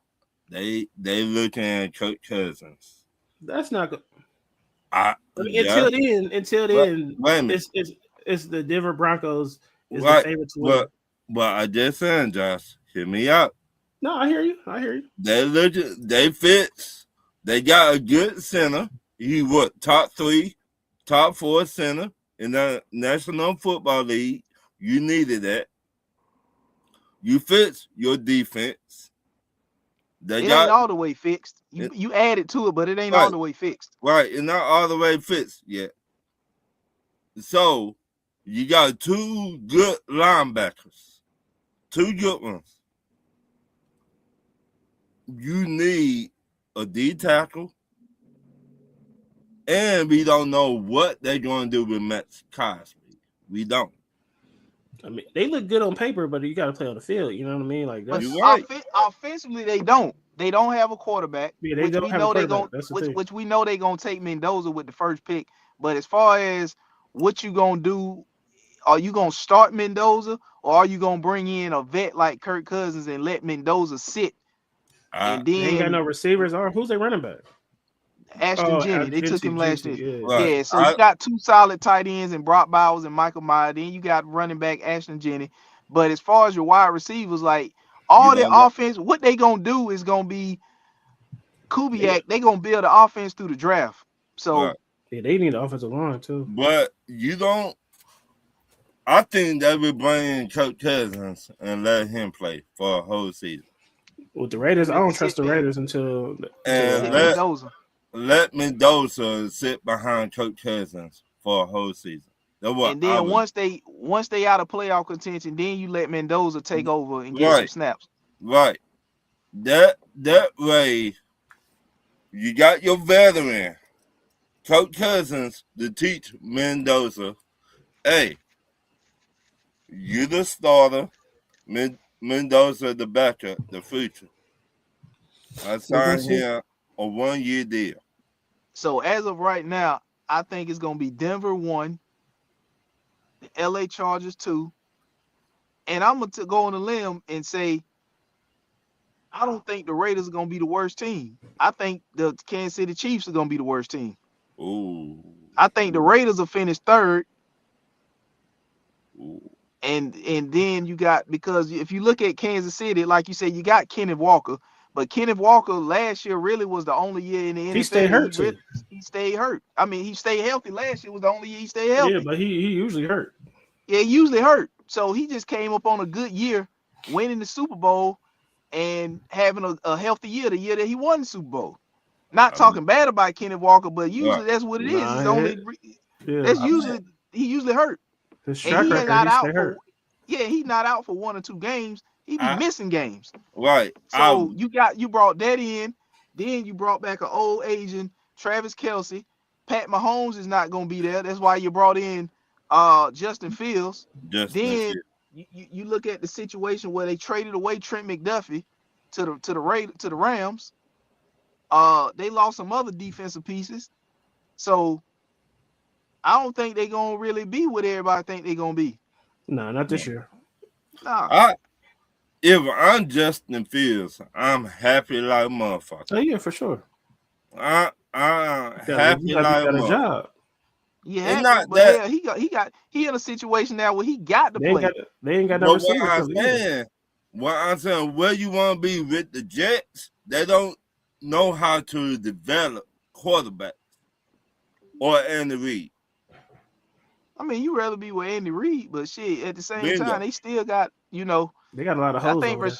I think Rasheed, is Juju Smith still there? No, who cares if he is, because he's trash. He trash. I know Rasheed Rice still there. Yeah, Rice is there. That and another rumor that might finna get Hill back. So, but he won't be playing at the beginning of the season either. I mean, I'm just telling you. Yeah, they get I'm just telling y'all. Don't get mad. They need him back. They may get L'Jarius Sneed back because he got released by the Titans, so they may be the front runner to get him back. But we need corner bad. I just don't see. I don't see Kansas City doing much of nothing. It's gonna be coming down to the end of the street, down at the end of the season, down the stretch to see which team gonna be third or fourth, and it's gonna be between. If they got a chance, if they got a chance to get the wild card, I can see them trying to get Mahomes back. But other than that, I don't. It's gonna be tough to win that division. I don't even think they're gonna get a wild card. No, that's what I'm saying. That's the only time that I can see them trying to rush Mahomes to come back. So you think they just finna tell no die? They ain't got no choice. They ain't got nobody. Really. They ain't got no choice. Yeah, unless everybody else play out of their mind above what they supposed to play. They ain't got nobody over there. They ain't got nobody else. Mahomes is the only one that can make that team work with this team that they got right now. Other than that, Justin Fields ain't. Nah, they need something. I look at Justin Fields. You got a good opportunity over here to get your shit together. So he been having good opportunities. No. I'm talking about with the Bears. He had a good. You know what I'm saying? He could. With Chicago, they did not have shit around Justin Fields. Pittsburgh. He was doing his thing, and then they took him out. He was winning in Pittsburgh. He just didn't do his thing in New York to me. Right, in New York, they were like, you know what? Had opportunity.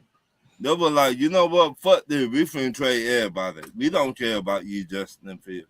He just wasn't that good. He didn't develop. Yeah, so what they gonna do to hopefully win some games is rely on Justin Fields' legs.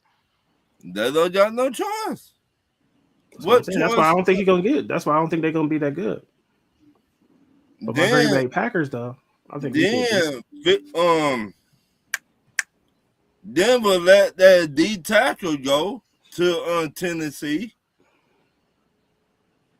They might have been better off. They might have been better off signing somebody like a Kirk Cousins, a vet. Detroit.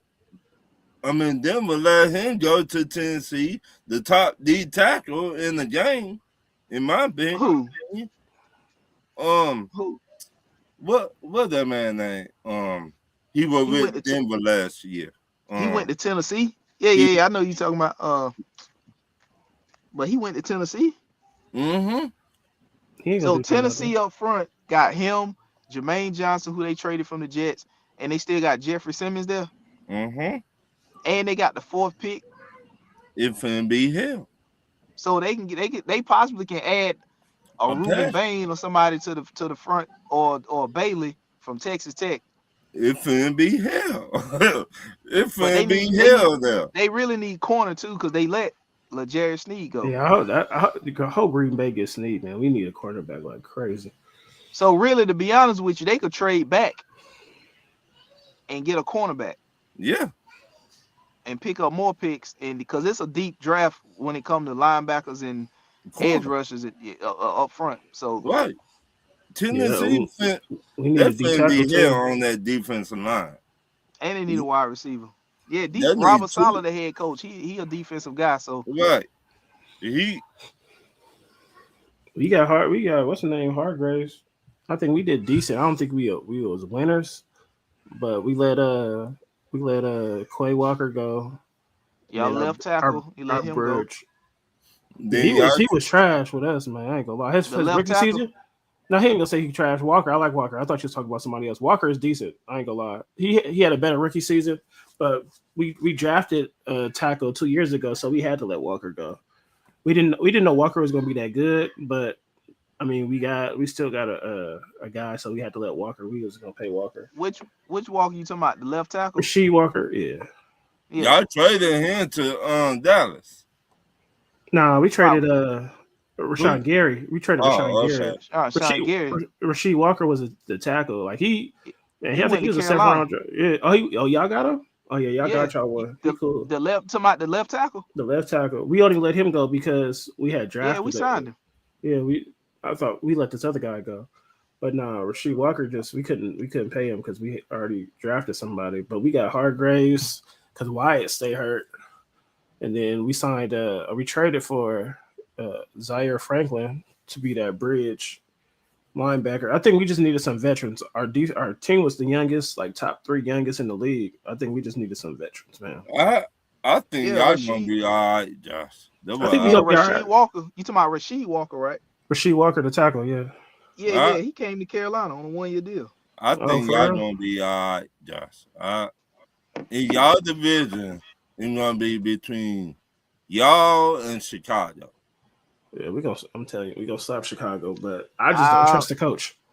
So who y'all got to replace Romeo Doubs? I know what's his name now. Matthew Golden, and who else?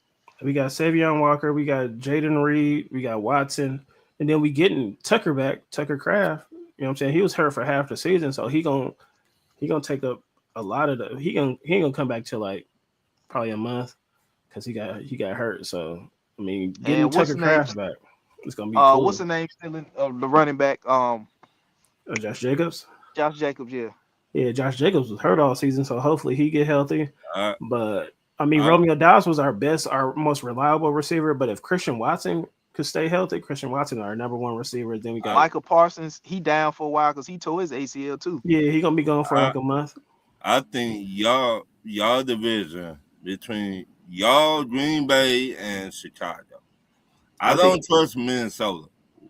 They ain't got no. Nah, Minnesota is Minnesota. They taking a nosedive. Yeah, it's funny how they nosediving because they after Sam Darnold, they won 14 games with Sam Darnold, right? Yeah, they thought JJ was that guy. Then they thought JJ was the guy to the point where he completely fucked them over, Ron. To the point where they fired the damn GM. Right, and now they assed out because they let Hargrave go. They got another DN that they willing to trade. Sweat Hargrave wanted to play with our defensive coordinator because they said Flores. He just didn't like Flores' scheme. It wasn't right. It wasn't Addison. Every time you look up, I don't even know if he got driver. I don't know if he got driver's license. Every time you look up, he got a damn DUI, Ron. So he might not have no driver's license. Hey, they done put all kind of points on his license, Ron. He might not have a damn license. That motherfucker stay in some bullshit, don't he? He's stressed out. They might have to look for another wide receiver because they don't know when he gonna fuck up again. Shit, and Justin Jefferson, mad. Jefferson went out. He mad as a motherfucker, but the problem is who will take on that contract? Somebody will. Say, somebody will. They'll say, man, Justin Jefferson available? You talking about the motherfuckers that'll start getting cut and restructured? Yeah, you restructure. And if you don't restructure, we're gonna cut your ass. We got Justin Jefferson on the table. Because if you look, he was on podcast this offseason. I think the wide receiver from Detroit. Who? St. Brown? Yeah. Him and his brother got a podcast. And St. Brown was like, do you even want to be there? He like,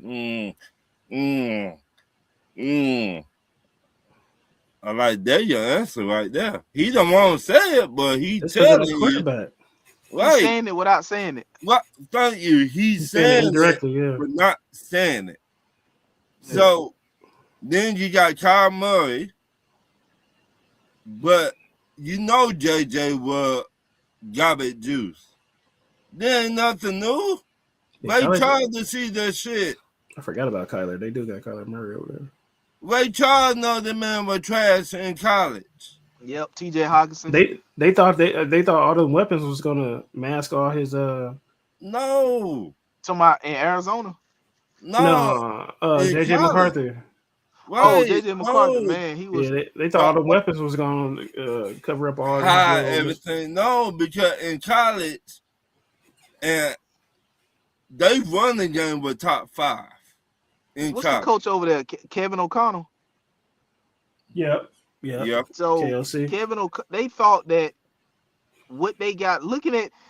This is what they thought. Looking at Sam Darnold up until he got to Minnesota, Sam Darnold wasn't looking good.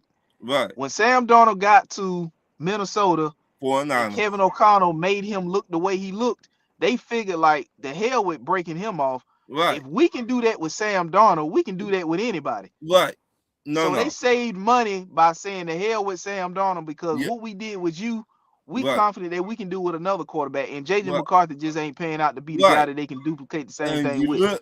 And now you looking like Boo Boo the Fool. And you notice once that Sam Darnold went to the Super Bowl and won it, they fired the GM. Yeah. I said, damn. And it wasn't the GM fault. That the sad part. You put everything on the GM. The head coach did not speak up for Sam Darnold. They're like, okay. They're like, you're a Carolina Panther fan, right? Right. If you want to keep your top corner, will you say something? Or will you just be like, fuck it? It is what if I want to keep my top corner, I'm gonna say something if I want to keep my top corner. Okay. Why JJ, why the head coach did not say shit about Sam Darnold? Because he was thinking the same way I guess I'm thinking. He was thinking like before Sam Darnold got here, he didn't do shit with the Jets, what they thought he was gonna do. He got traded to Carolina, he didn't do shit. Then he went, where else did he go after Carolina? Okay, San Fran, he was a backup. He coming to us just to be, I guess, a bridge type quarterback. But look what I did with him. So if I can do that with a quarterback who ain't did shit with 3 other teams before he got here, I can probably do it with this next quarterback and save $40 million, $50 million. But you shopping and pay less, and you don't need to. But you see, that's what the coach is looking at, and they ain't doing. They ain't saying that Daniel Jones wasn't doing shit with the Giants, so now he come to us and do shit. So now the Indianapolis coach said, we ain't fucking this up. We got a quarterback. We not fucking this shit up. How much money you want, player? Oh, you want 180 million, huh? Here you go. So Daniel Jones, you in. Anthony Richardson, you out. Right. Now the head coach in Minnesota like, shit, what the fuck we gonna do now? You need to get fired. You going to get Kyler Murray. Try to revive him. Don't get me wrong, Kyler Murray nice and shit, but you still got JJ and you trying to trade this man for some draft pick. Don't nobody want that piece of shit, motherfucker. Because then they re-sign Aaron Jones. He came back, right? Yeah. But don't nobody want JJ. Nah. You base hold the clipboard, sucker. Right. You base your future on a quarterback that finna do like that Hold the clipboard, sucker. for the next 20 years. Hold the clipboard. But I'm trying to think who they got defensively because they still got Dallas Turner. Didn't they release the safety Harrison? Yeah, but he older. He older. He not like he was 3 years ago. 3-4 years ago, nah. But he's still gonna go somewhere on a veteran team. He probably end up somewhere like Buffalo. Who Buffalo safeties? To be honest, he might end up with Kansas City. To be honest, Rich. Or somewhere like that. But I don't think Kansas City going nowhere. But I mean, somewhere like that, but that's what Andy Reid do best. He take older players. Everybody think they older, but he make them relevant again. And when you say you have a good year, then he trade you off for something else, for draft picks. So I don't know what Minnesota gonna do because Hargrave gone. The other DN, I forget his name. Oh shit, I just said it. He on the trading block. Mm-hmm. Harrison, you released. Right, and you trying to trade your future, but you need to be a part of that deal too. If you the head coach, you trash. What? So I don't know where they going. I mean, defense. You base your future on JJ, and in college, they ran the ball more than they threw the ball. At Michigan. So they had Blake Corum at Michigan, right? Mm-hmm. They were the top offense that year. Under Harbaugh. And Harbaugh was finna get fired because he could not beat on his rivalry. They might need to go ahead and start getting young at the running back position too. Aaron Jones. Yeah. That dude. Mason still there? Who? The dude last name Mason. Running back. I mean, Minnesota, if I'm Minnesota, I will be trying to trade everybody. I mean, because they got a long way to go. A long way. Yeah. It's just a trying period for Kyler Murray. Right. But still, I still would find my head coach. You ain't speak up for saying no. You let them do the sea walk to Seattle. He didn't speak up because he thinking that he was going to be able to do the same thing with J.J. McCarthy that he did for everybody not like Sam Darnold. But tell the truth, though. What was Sam Darnold prior to him coming to Minnesota? You right. Nobody looked at him as being a good quarterback. Right. Well, we knew the Jets put him over. We knew that. But he came to Carolina and he wasn't. Y'all were not ready yet. Y'all were on the cusp. It's like y'all were right here, but y'all needed to go right here. Into a situation in Minnesota in which Kevin O'Connell got him right. Right. But remember, he went to the 49ers.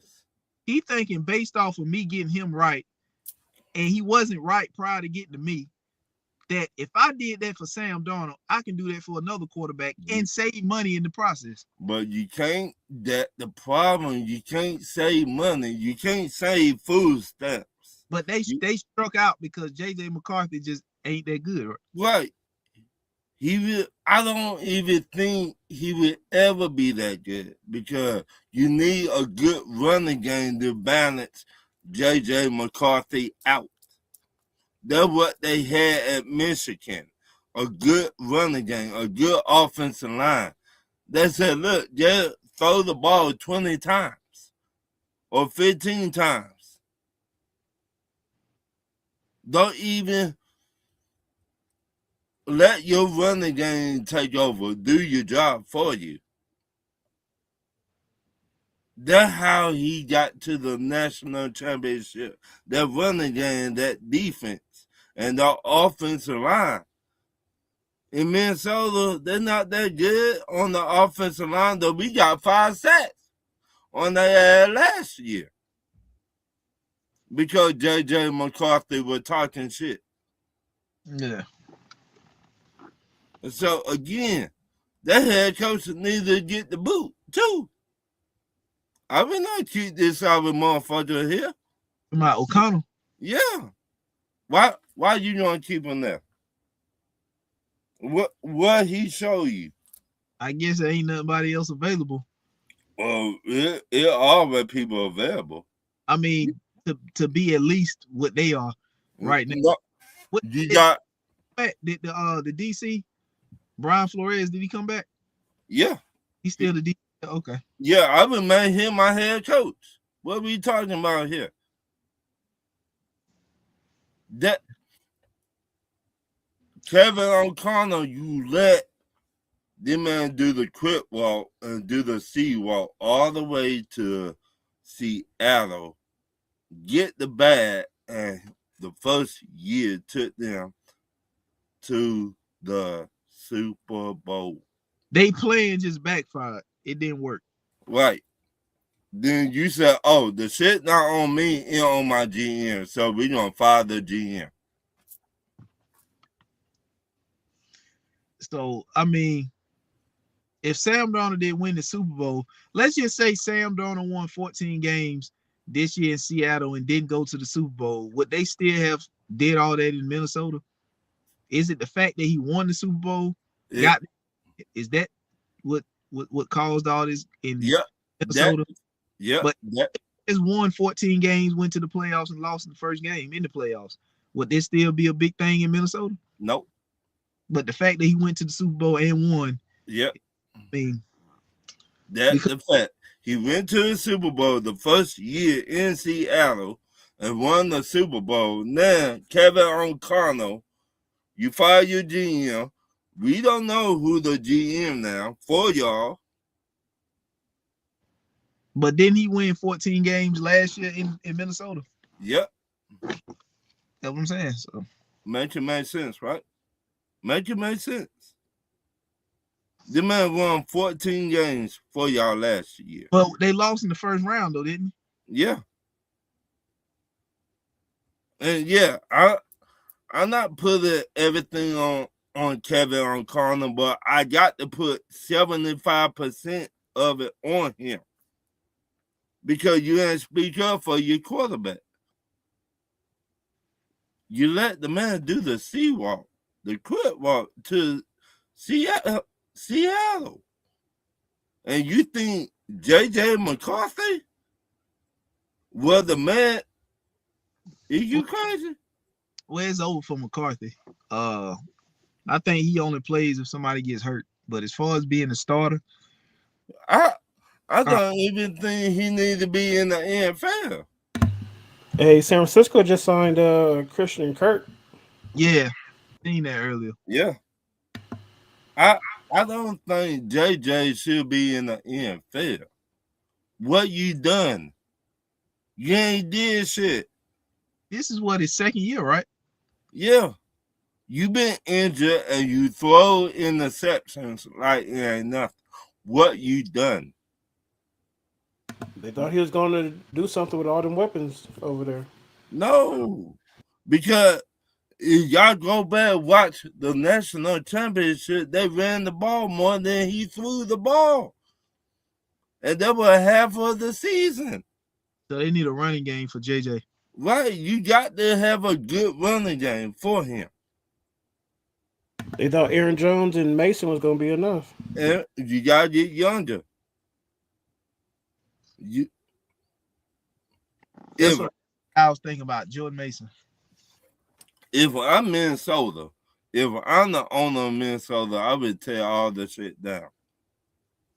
And I keep it 100 with you.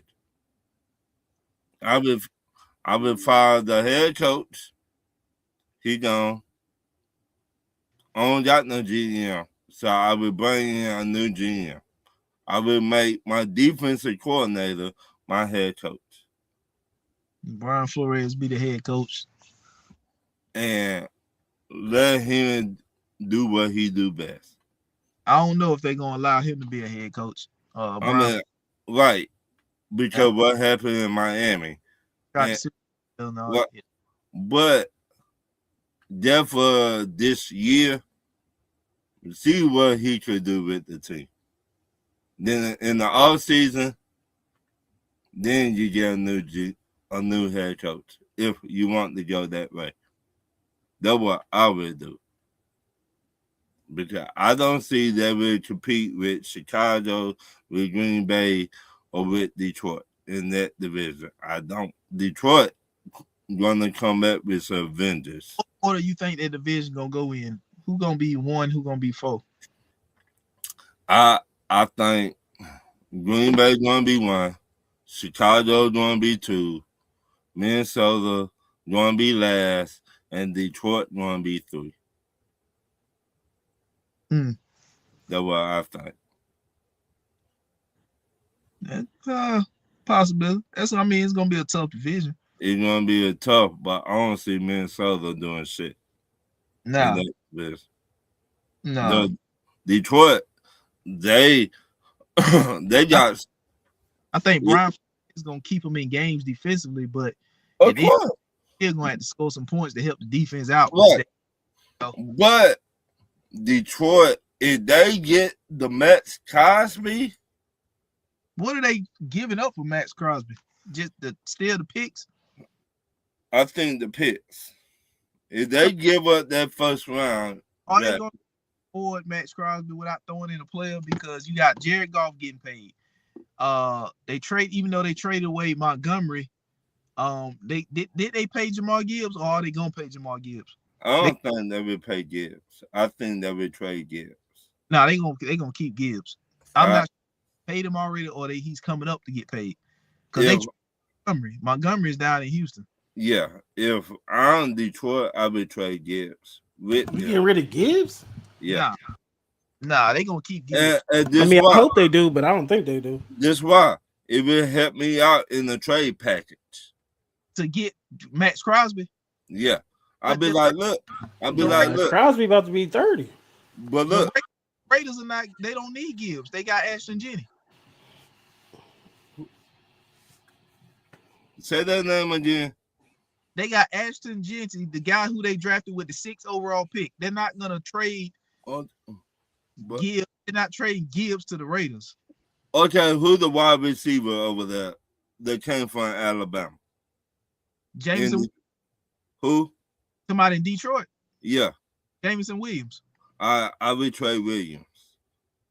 I will trade Williams in the Maxx Crosby deal. So the Raiders need wide receivers. Jameson Williams and who else? And a first-round pick for Maxx Crosby.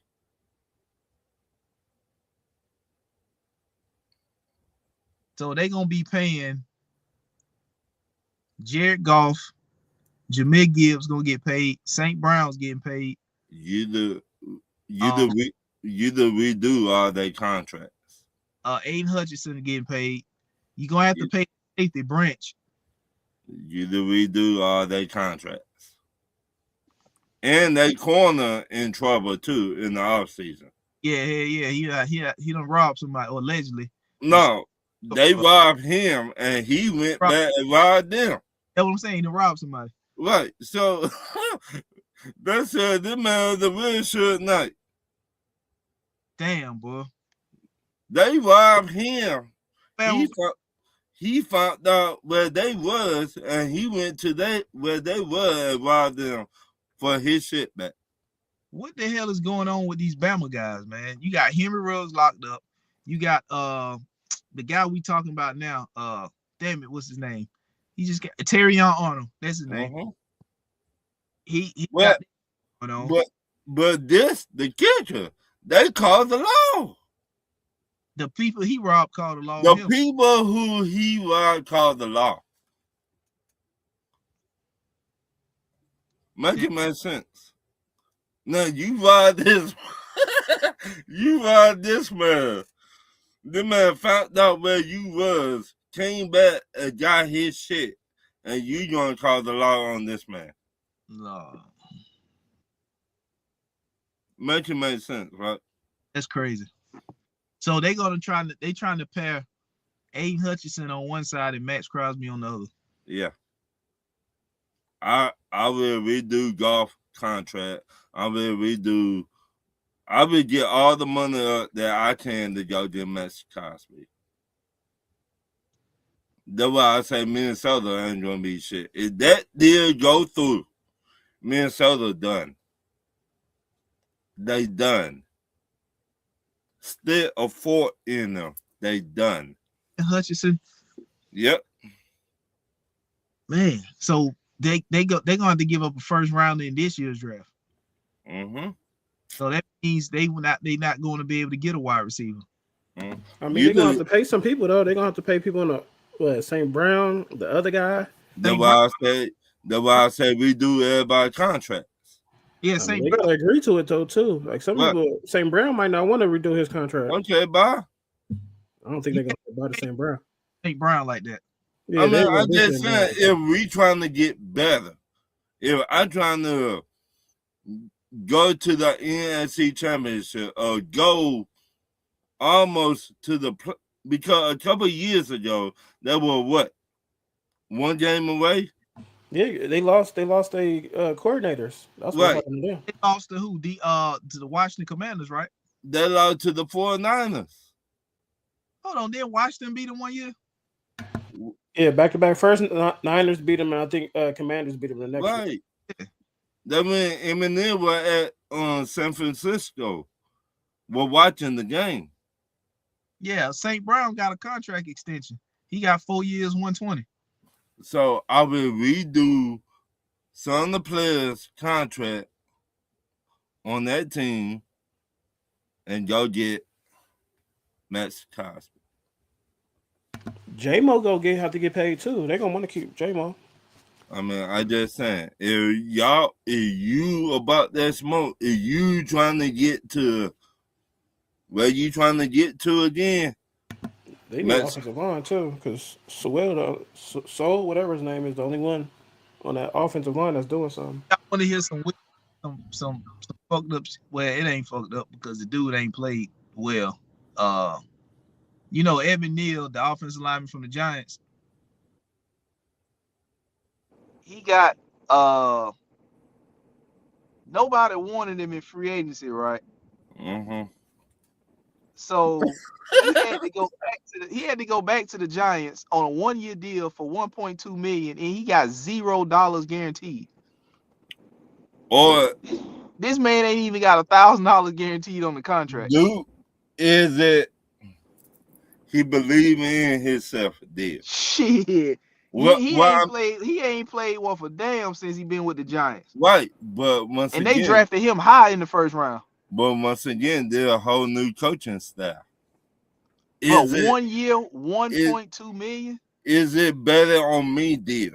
What I mean by that, I bet you I finna play 75% of this season coming up to get the real big deal I want to get. Shit. That's it, bro. That whatever real big deal, you ain't he getting paid less than a punter. Right, but what I'm saying, this shit do work out for him, and next year a lot of teams gonna have money in the NFL. He's not gonna go from making 1.2 million to making 20 something million. You'd be surprised. He ain't this Evan Neal, the offense. Did you see that? No. Yeah, the offensive lineman for the Giants. He came out of Bama. I think it was in 21 or 22 when they drafted him high. He was an offensive lineman. Nobody wanted him in free agency, so he re-signed back with the New York Giants for $1.2 million on a 1 year deal, and he got $0 guaranteed dollars of that deal. He ain't even got $1,000 guaranteed out the deal. But is it better on him? Deal. He's not betting on him when nobody else wanted him. He had no choice but to go back to the Giants. But what I'm saying, he making, I bet on myself, the real big deal I to get next year. He's not getting a real big deal next year. For other teams. He could have a good year, be top 3 on offensive linemen, and at the end of the year, they'd be like Kansas City. Had that Madden contract. The only way he come close to getting the kind of money you talking about he could possibly get is if he plays all 17 games, does not miss a snap, does not give up a pressure, he got to be all pro with a bona fide all pro. He got to play all 17 games. He got to play every snap. He's going to have to not give up a quarterback pressure or quarterback sack or nothing. He can't even catch a damn penalty run. But I just saying, get that kind of money to go from 1.2 million. It's not me. He the boo-boo the fool for that shit. But nobody else wanted him. But in free agency. He been ass for the Giants since I know. But since he got drafted there. Yeah, a new scheme over there. We finna see what he gonna do this year coming up. If he play all 17 games, don't give up no sacks. And when time for him to get paid, you know how many teams will be knocking down his door? But they ain't gonna knock down his door and give him that $25 million. They're gonna try and give that man the bag because you always need offensive linemen in the NFL. You look at New England, how they just got beat in the Super Bowl. They got beat like they stole something in that Super Bowl. That man has been. I hate to talk bad about him, but it's the truth. He ain't been good since he been drafted to the Giants from Bama. But not at all. Not even a little bit. Just because you draft people, that don't mean that will fit your scheme. We gotta see what he do with Harbaugh. Man, we gotta see. Harbaugh might come. Well, Harbaugh might say, you know what? Okay, let's see what he really all about. But even then, it's like we see players all the time that play for bad teams, but they aren't bad. Right. Because what's the guy played for a while in Cleveland? Cleveland was dog shit. They was terrible. Yeah, we got Alex Mack. Alex. There was another guy. Damn, what's his name? Because he was making Pro Bowls and he just wasn't talked about because he was in Cleveland, but he was damn good offensive lineman. I know who you talk about. He just retired a couple of years ago. Yeah. Is it Joe Thomas? Yeah. Joe Thomas was a hell of an offensive lineman, but you didn't know that because he played for a dog shit team. Right. That again. You playing for. We knew the Giants were not going to do shit last year. We knew that. But they made plays. We knew that. They had some good pieces on that. But when everybody started getting hurt, you lost your wide receiver. You lost your running back. You lost the other wide receiver. You did not really have nothing. So now, you got a new head coach, everybody in his scheme, and I guarantee it's a betting deal on himself. I guarantee you that. And he like, shit, I finna show y'all what I could do. Better yet, next year, I don't even want to be here. I finna go over here and get this bread. Watch. He better be out the gate all pro. If not, he gonna get another 1 year, $1.2 million deal. Then it's gonna be a searcher out there. We already talked about the searchers. It's gonna be a searcher out there. Oh, we just to pay him $1 million. Oh, if he get paid $1 million, that's gonna be the same deal he got now. Right. One year deal, 1.2. Right. Another 1 year deal. But he ain't get no. He's not about to get the type of money that the Raiders just paid Lindenbaugh. He ain't getting that. if he really do his thing this year, he finna get that. I guarantee it. I don't see it. I mean, we seen different players go from system to system and be great. You be shit in one system, and then the new system come along, you be great. So the Hawks did win. Nikhil Alexander-Walker ended up with 41 points. Yeah. But yeah, Evan Neal, bro, I don't. Evan Boy. Neal, I mean, but like You I talking said, about- he betting on himself. That's what I'm thinking. If he Man, what they betting gonna do? They gonna go ahead and draft his replacement because they already know. they They got gonna a first draft hand. it. They gonna draft it, but if it works out, we gonna They come back. They may not draft him with the 5th pick, but they're gonna draft an offensive lineman. That if he have a great season, I guarantee people are gonna be calling him, hey, we gonna give you 80 million, 70 million. We want you to be this, and this over here. No, not on for 1 year. Hey, Because what is he what is he, a left tackle or guard? we seen who was that corner that played with Dion on the other side of Dallas. And he went to the Raiders, and the Raiders paid him all that money. So he transitioned to a guard after they said he was struggling at right tackle. What did he play in college?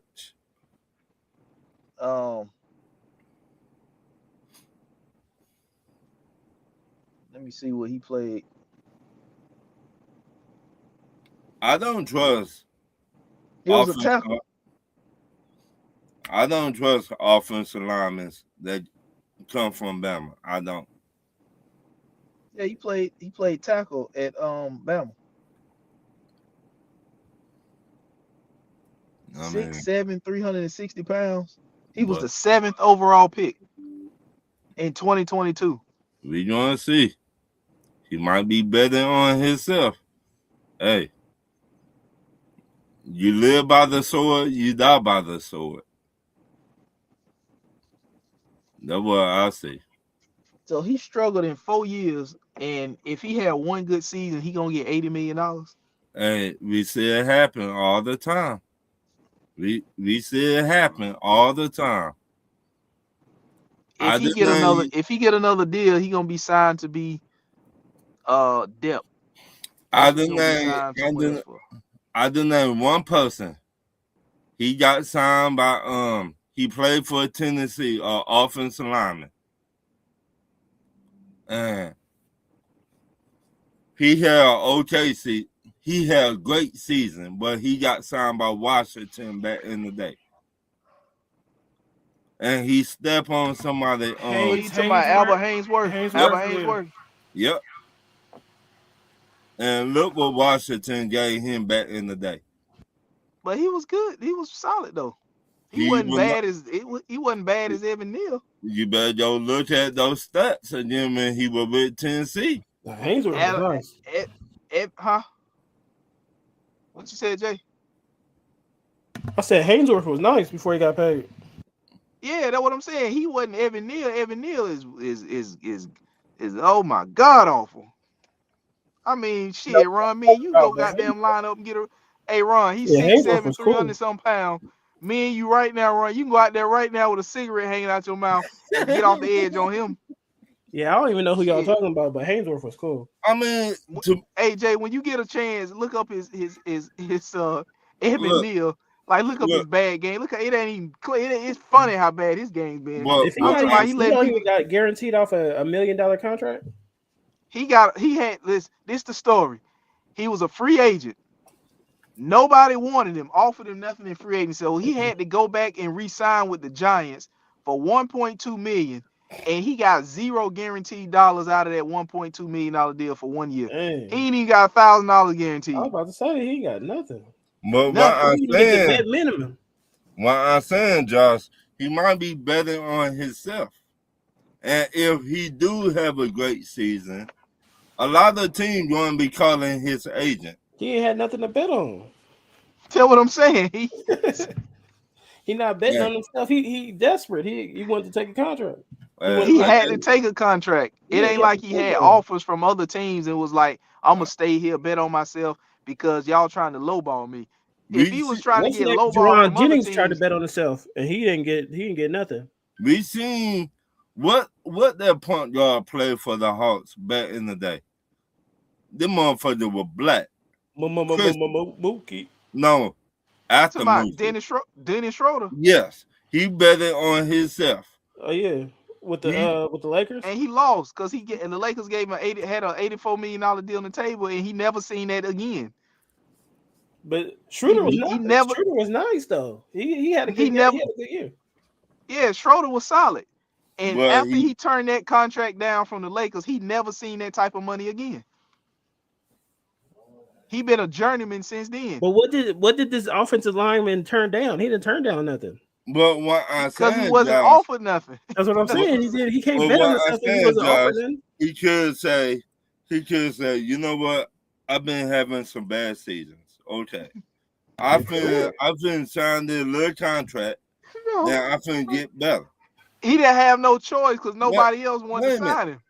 But what I'm saying, he could say, okay, I know I've been a shit stain for the last 3 years. I know that. You've been shit for 4 years. 4 years, I've been a shit stain. You got a new head coach coming in there, John Harbaugh. He got a new scheme. And if I pick up the new scheme and do my job, it's going to be other teams out here watching me. And time the season over, they're going to try and give me. I get that, but that don't mean he betting on himself. He just got to do better because he didn't turn down anything, right? He didn't turn down no contracts. No, nobody offered him nothing. To turn down. It sounds good. I just said. Yes. No, I mean, I'm not laughing at him, but I'm just saying, like, he ain't turned down nothing. He can't bet on himself. Right. Well, what I'm saying, some people believe. No, he gotta believe in himself. He ain't got no choice. He gotta get paid. Right. So you don't think he gonna have a good season? No, that's the thing. If he bet it for himself, if he bet on himself, he will turn down this contract and try to get something else. You know what I'm saying? That's to me. That's if he bet on himself. But he ain't got nothing to go off of. He ain't nobody offered him nothing. You're right. We gonna see. So Brian DeBall was the head coach when he got drafted in 2022. Just because you got players on the team, everybody will not fit your system. That's why you let go of players when you hire a new head coach. He was awful. He's been awful. He said he was awful. He's been awful, man. He wasn't this bad at Bama. That's why he was drafted 7th overall. You sure? He was the 7th overall pick. But name offensive. If you're a 7th overall pick, Ron, you got to be good in college at least. No, you don't. A lot of head coaches. In college, he was good. It just didn't translate. He was solid at Bama. But what I'm saying, a lot of head coaches in the NFL don't do their homework. Because Saban was still coaching Bama in 2022. It just didn't translate. You the hide where people do bad at Bama. That's what they do. That's what Georgia do. So if he was bad at Bama, then he been bad for longer than 4 years. Right. So what I'm saying, what's the chances of him having an all-pro season this year when he been bad for over 5 years? Anybody the dream, right? Hey, he got to have at least a Pro Bowl season, man. He can't jump from Pro Bowls don't even mean what they used to because he got so many people. He got so many people dropping out of Pro Bowls and he going from bust to all pro. But Josh, what I'm saying is, you look at Bama, what offensive lineman that came to the NFL, and you be like, oh, that man legit. Offensive lineman? Offensive lineman that play at Bama. Oh, I don't know.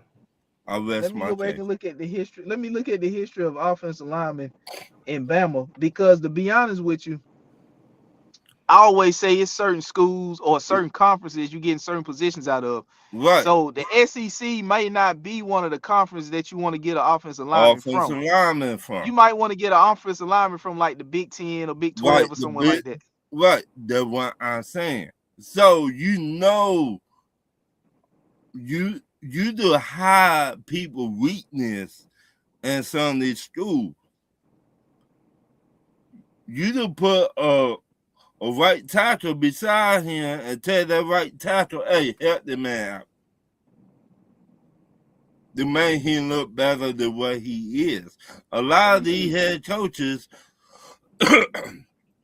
or GM don't be doing that research.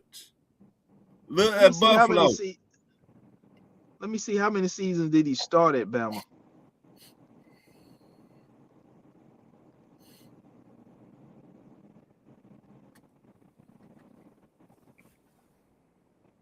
He was a 3-year starter at Bama.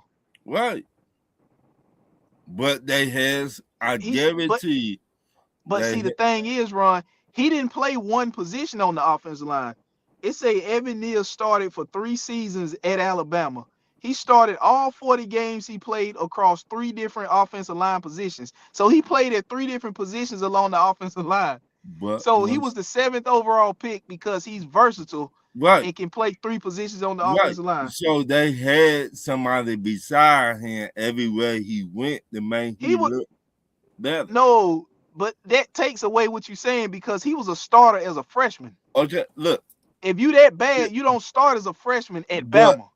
okay, look. If you don't got no choice, you got a right tackle next to him or a right guard next to him.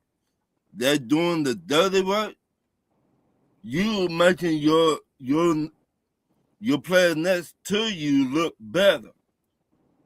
Though you doing the dirty work, you making the dude next to you look a lot better. No, you But got see, 2 mans over here you handling.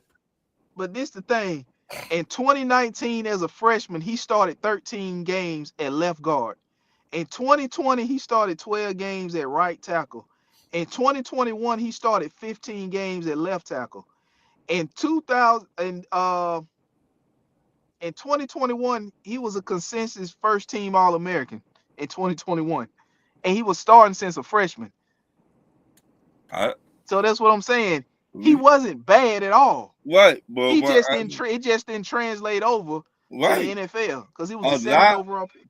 a lot of scheme. We say it all the time. Me and you talk about that all the time. Just because you go to one scheme, that don't mean you fit that scheme.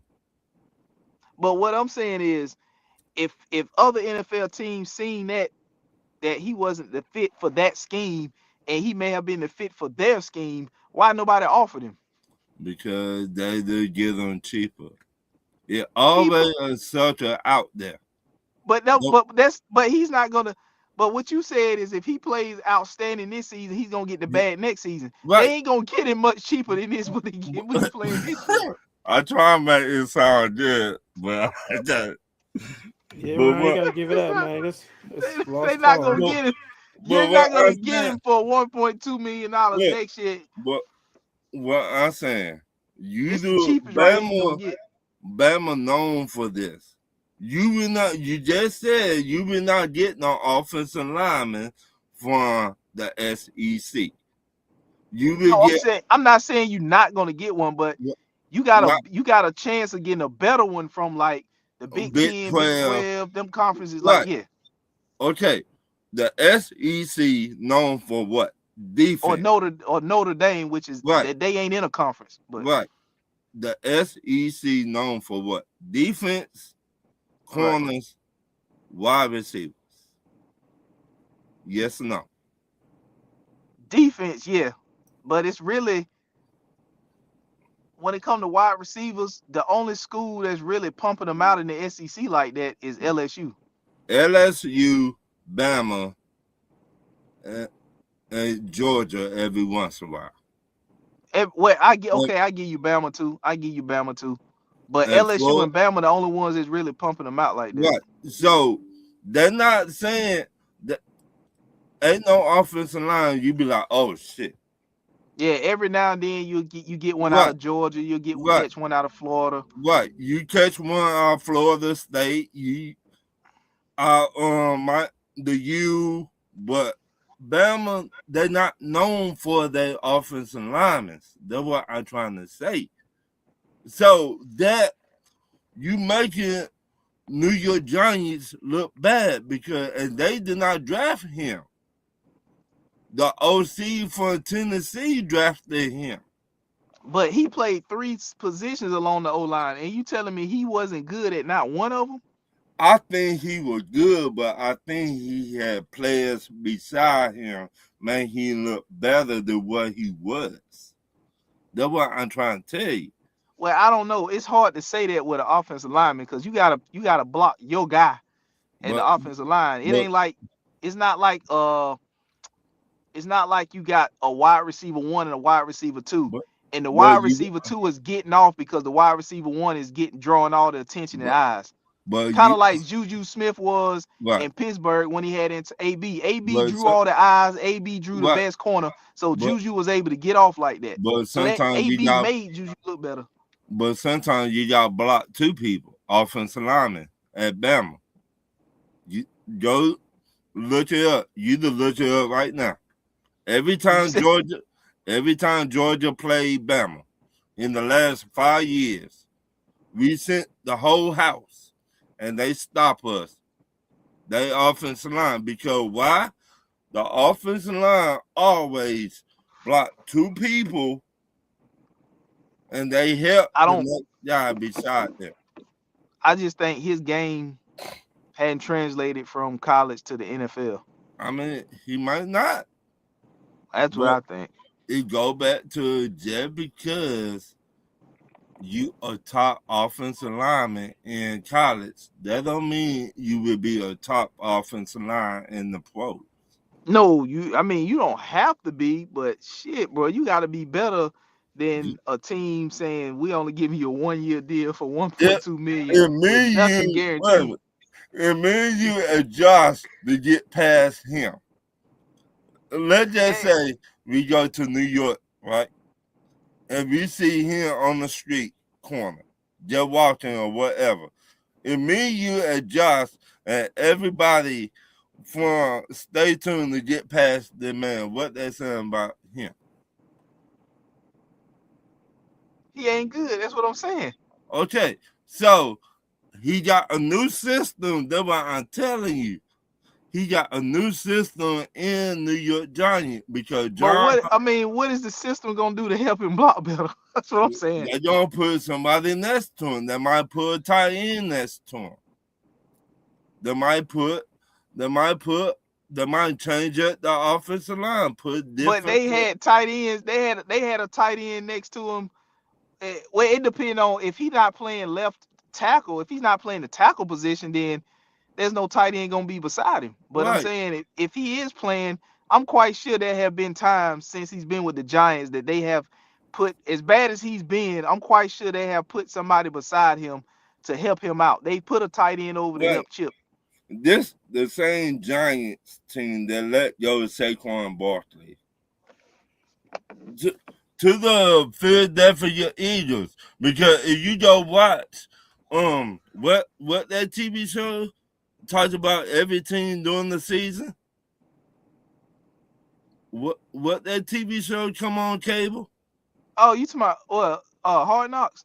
Yeah, if you go back and watch Hard Knocks, the year Saquon Barkley was trying to get paid, somebody said, I just hope he don't go to Philadelphia Eagles.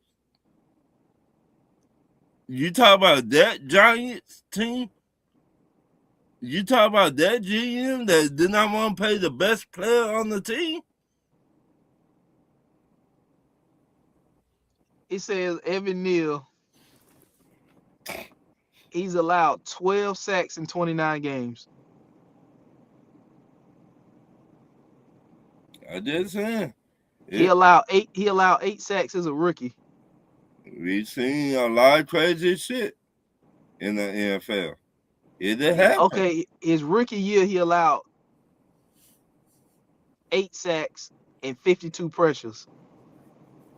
In 2023, he was hurt. He only played 7 games in 2023.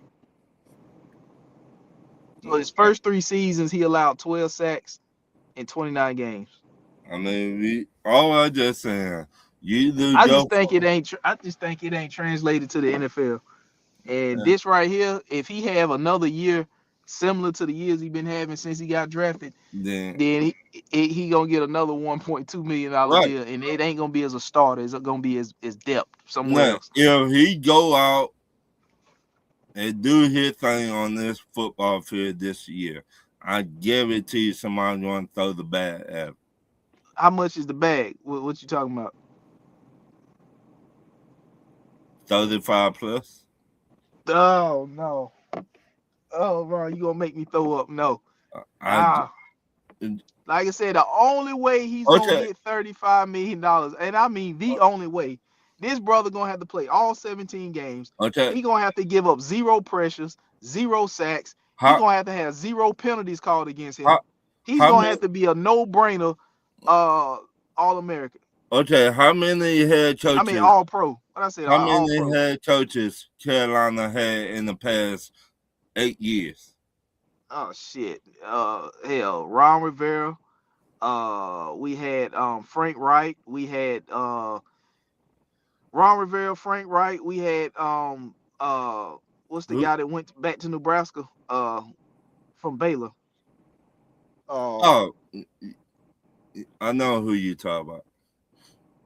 We paid him stupid money. So, who was that black head coach y'all had?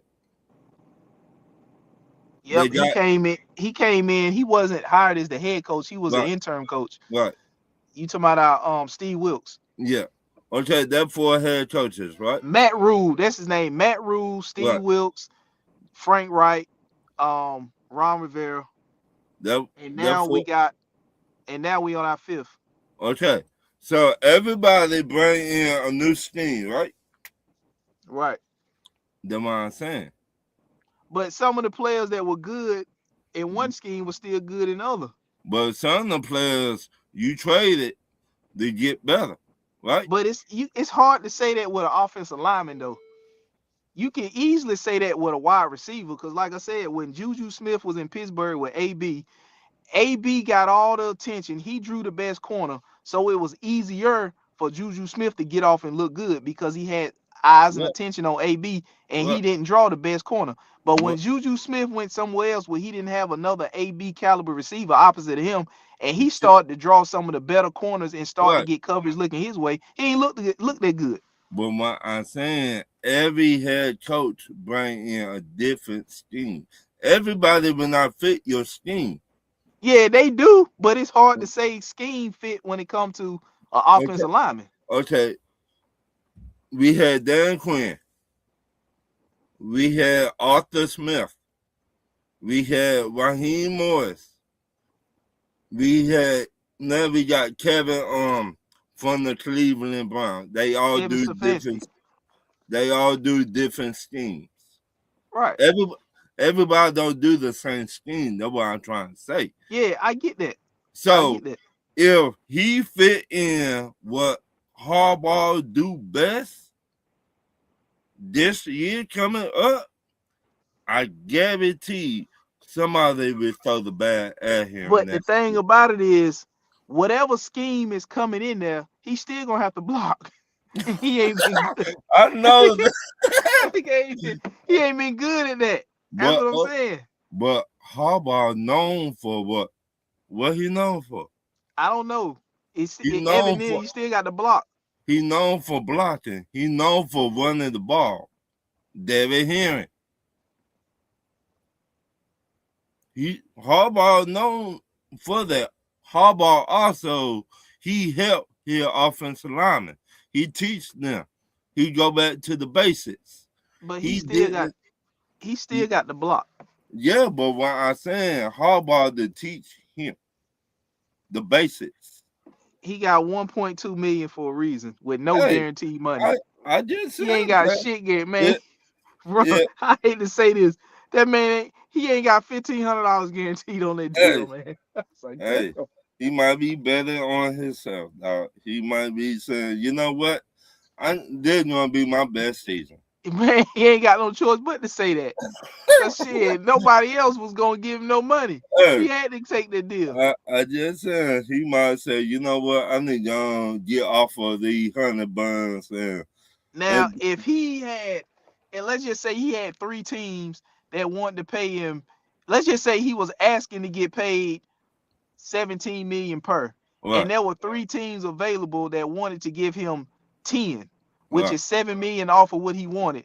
If he said, well, I'm not gonna take that, I'm just gonna play this year out on this deal and bet on myself. Now that's betting on yourself, so you could outplay that and get your 17 plus next year. what? But nobody had an offer for him. He had to go back, double back, and take that 1.2 with no guaranteed money. Hey, I So I just mean, if he want to consider that down and deep down inside betting on himself, that then we nobody was valuing that to give we you a we deal at seen all. we seen a team look like doo-doo shit. We gonna keep Then an the eye on next Evan year, Neal this year and see what he come out to then be. the next year that looked like gold. We seen it all the time. Let's Before monitor what? Evan Neal this year and see if he makes a Pro Bowl. And like I Okay, said, even if he do make a Pro Bowl selections don't even mean as much as they used to, right, because you got so many people that's opting out not to right. play, and then they putting other people in there as reserves. Look at Washington before they got their quarterback. Washington was the joke of the NFL. Then when they got, Before Jaden Daniels, yep. Then when they got Jay Daniel, they went to the NFC NFC Championship. championship game, right? So the man saying he with a new scheme. Dan Quinn got there. Dan Quinn was like, you know what? We finna let him play his game. That the same thing that John Harbaugh might be doing with O'Neal. You're like, O'Neal, I don't see it. I hey, don't see it. He still got the block. I just said So that we see it all the time. We see it all the time. bro, he still got the block, bro. I'm I'm not not talking bad about it. I'm just trying to prove a point. Like at the end of the day, it don't matter what scheme you in, you still got the block. Just I'm like not it don't messing matter with you, what bro. scheme a wide receiver in, they still got to catch the ball. It I'm don't not. matter what scheme a running back in, he still got to hit the A gap or whatever Hey, gap you I still got just to hit the said. gap. I just said. You got somebody over there that know what they doing now. In Cause the then they New make York. the play. Then they make the playoffs one year with Brian DeBall as the Yeah, coach. yeah. I gotta see what year did they make the They last made it year. with Danny Pennies. Danny Dime that got paid with the coach. They passed what? Off season. This off season. Uh, okay, they made it in 2022, which was Right, Evan Neal's rookie year. That was his rookie year. right. They went 9-7-1 And who and beat got in the them? and they got beat by Minnesota. No, no, Okay, no, no, no, no, no, no, no, no. They didn't beat Minnesota. They beat Minnesota. They didn't get defeated by Minnesota. They right, beat Minnesota and they went to the second round and they lost to Philly that year. right. So a scheme matter. So That's why, they went to a playoff. They went to the playoffs his rookie year and won a playoff game. And right, then the second round they got beat by the Eagles. right. So schemes matter. That's what I keep on telling everybody. But I Scheme, get that. But I'm saying he went in his rookie year and they went to the playoffs and then they ain't been back since. But he's still been there. right. So I would love to go to the playoff. My team had not been in 9 years. 9 and years. then the only thing I'm gonna say about that is, and I don't even know if this giving him the benefit. I don't know if it's helping him or still talking about how bad he's been since he's been drafted to the Giants. this is a draft with good old linemen in it. So maybe I'm just thinking that nobody was offering him nothing because they plan on getting better offensive linemen in the NFL draft than what they got in here. So I don't know if that's helping him his cause for or what. But that might be even worse because they telling you that even though you got 4 years in the NFL, we still think somebody in college is better than you. So we're not offering you nothing because we're gonna take our chances with this unproven rookie in this draft class. Every year you always try and get younger in the NFL, especially on the offensive line. Not if you got a good solid old lineman, then you don't want to get younger every year at that position. But okay, look how my offensive line looked this past like season. Trent Williams. Trent Williams is a beast, but nobody's saying we fixing to replace Trent Williams with a rookie because they know what Trent Williams is. So they gonna pay Trent Williams because they know what he can do, but they don't know what a rookie can do. So they ain't gonna trust a rookie to come in and replace what Trent Williams can do. How my offensive line looked this past season? Who in Atlanta? In Atlanta. How did it look? It was average. Okay, then they're not like us, right? Right? Yeah. Right? You say it's not like y'all. Yeah, y'all. That is like y'all. No, not you. But there you go.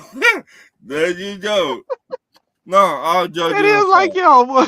All joking aside, they're not like us, and you know that.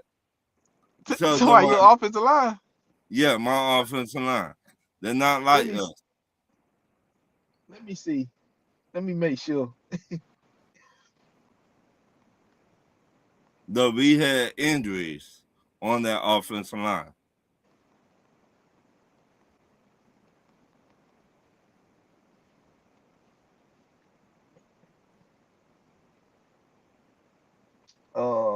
Let me see.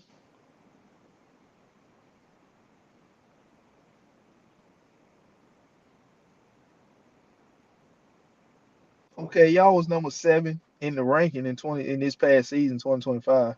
Right. But I got to go, y'all. Y'all be easy. All right, Ron, bro. We'll holler at y'all. Be easy. Y'all like, share. The show, y'all. And y'all be careful out there. Yes, sir. Because it's getting cold again. So like, share, subscribe, man. We'll see y'all next week, next Monday, same time, same place. Ron, JB, I'll holler at y'all fellas. Be easy.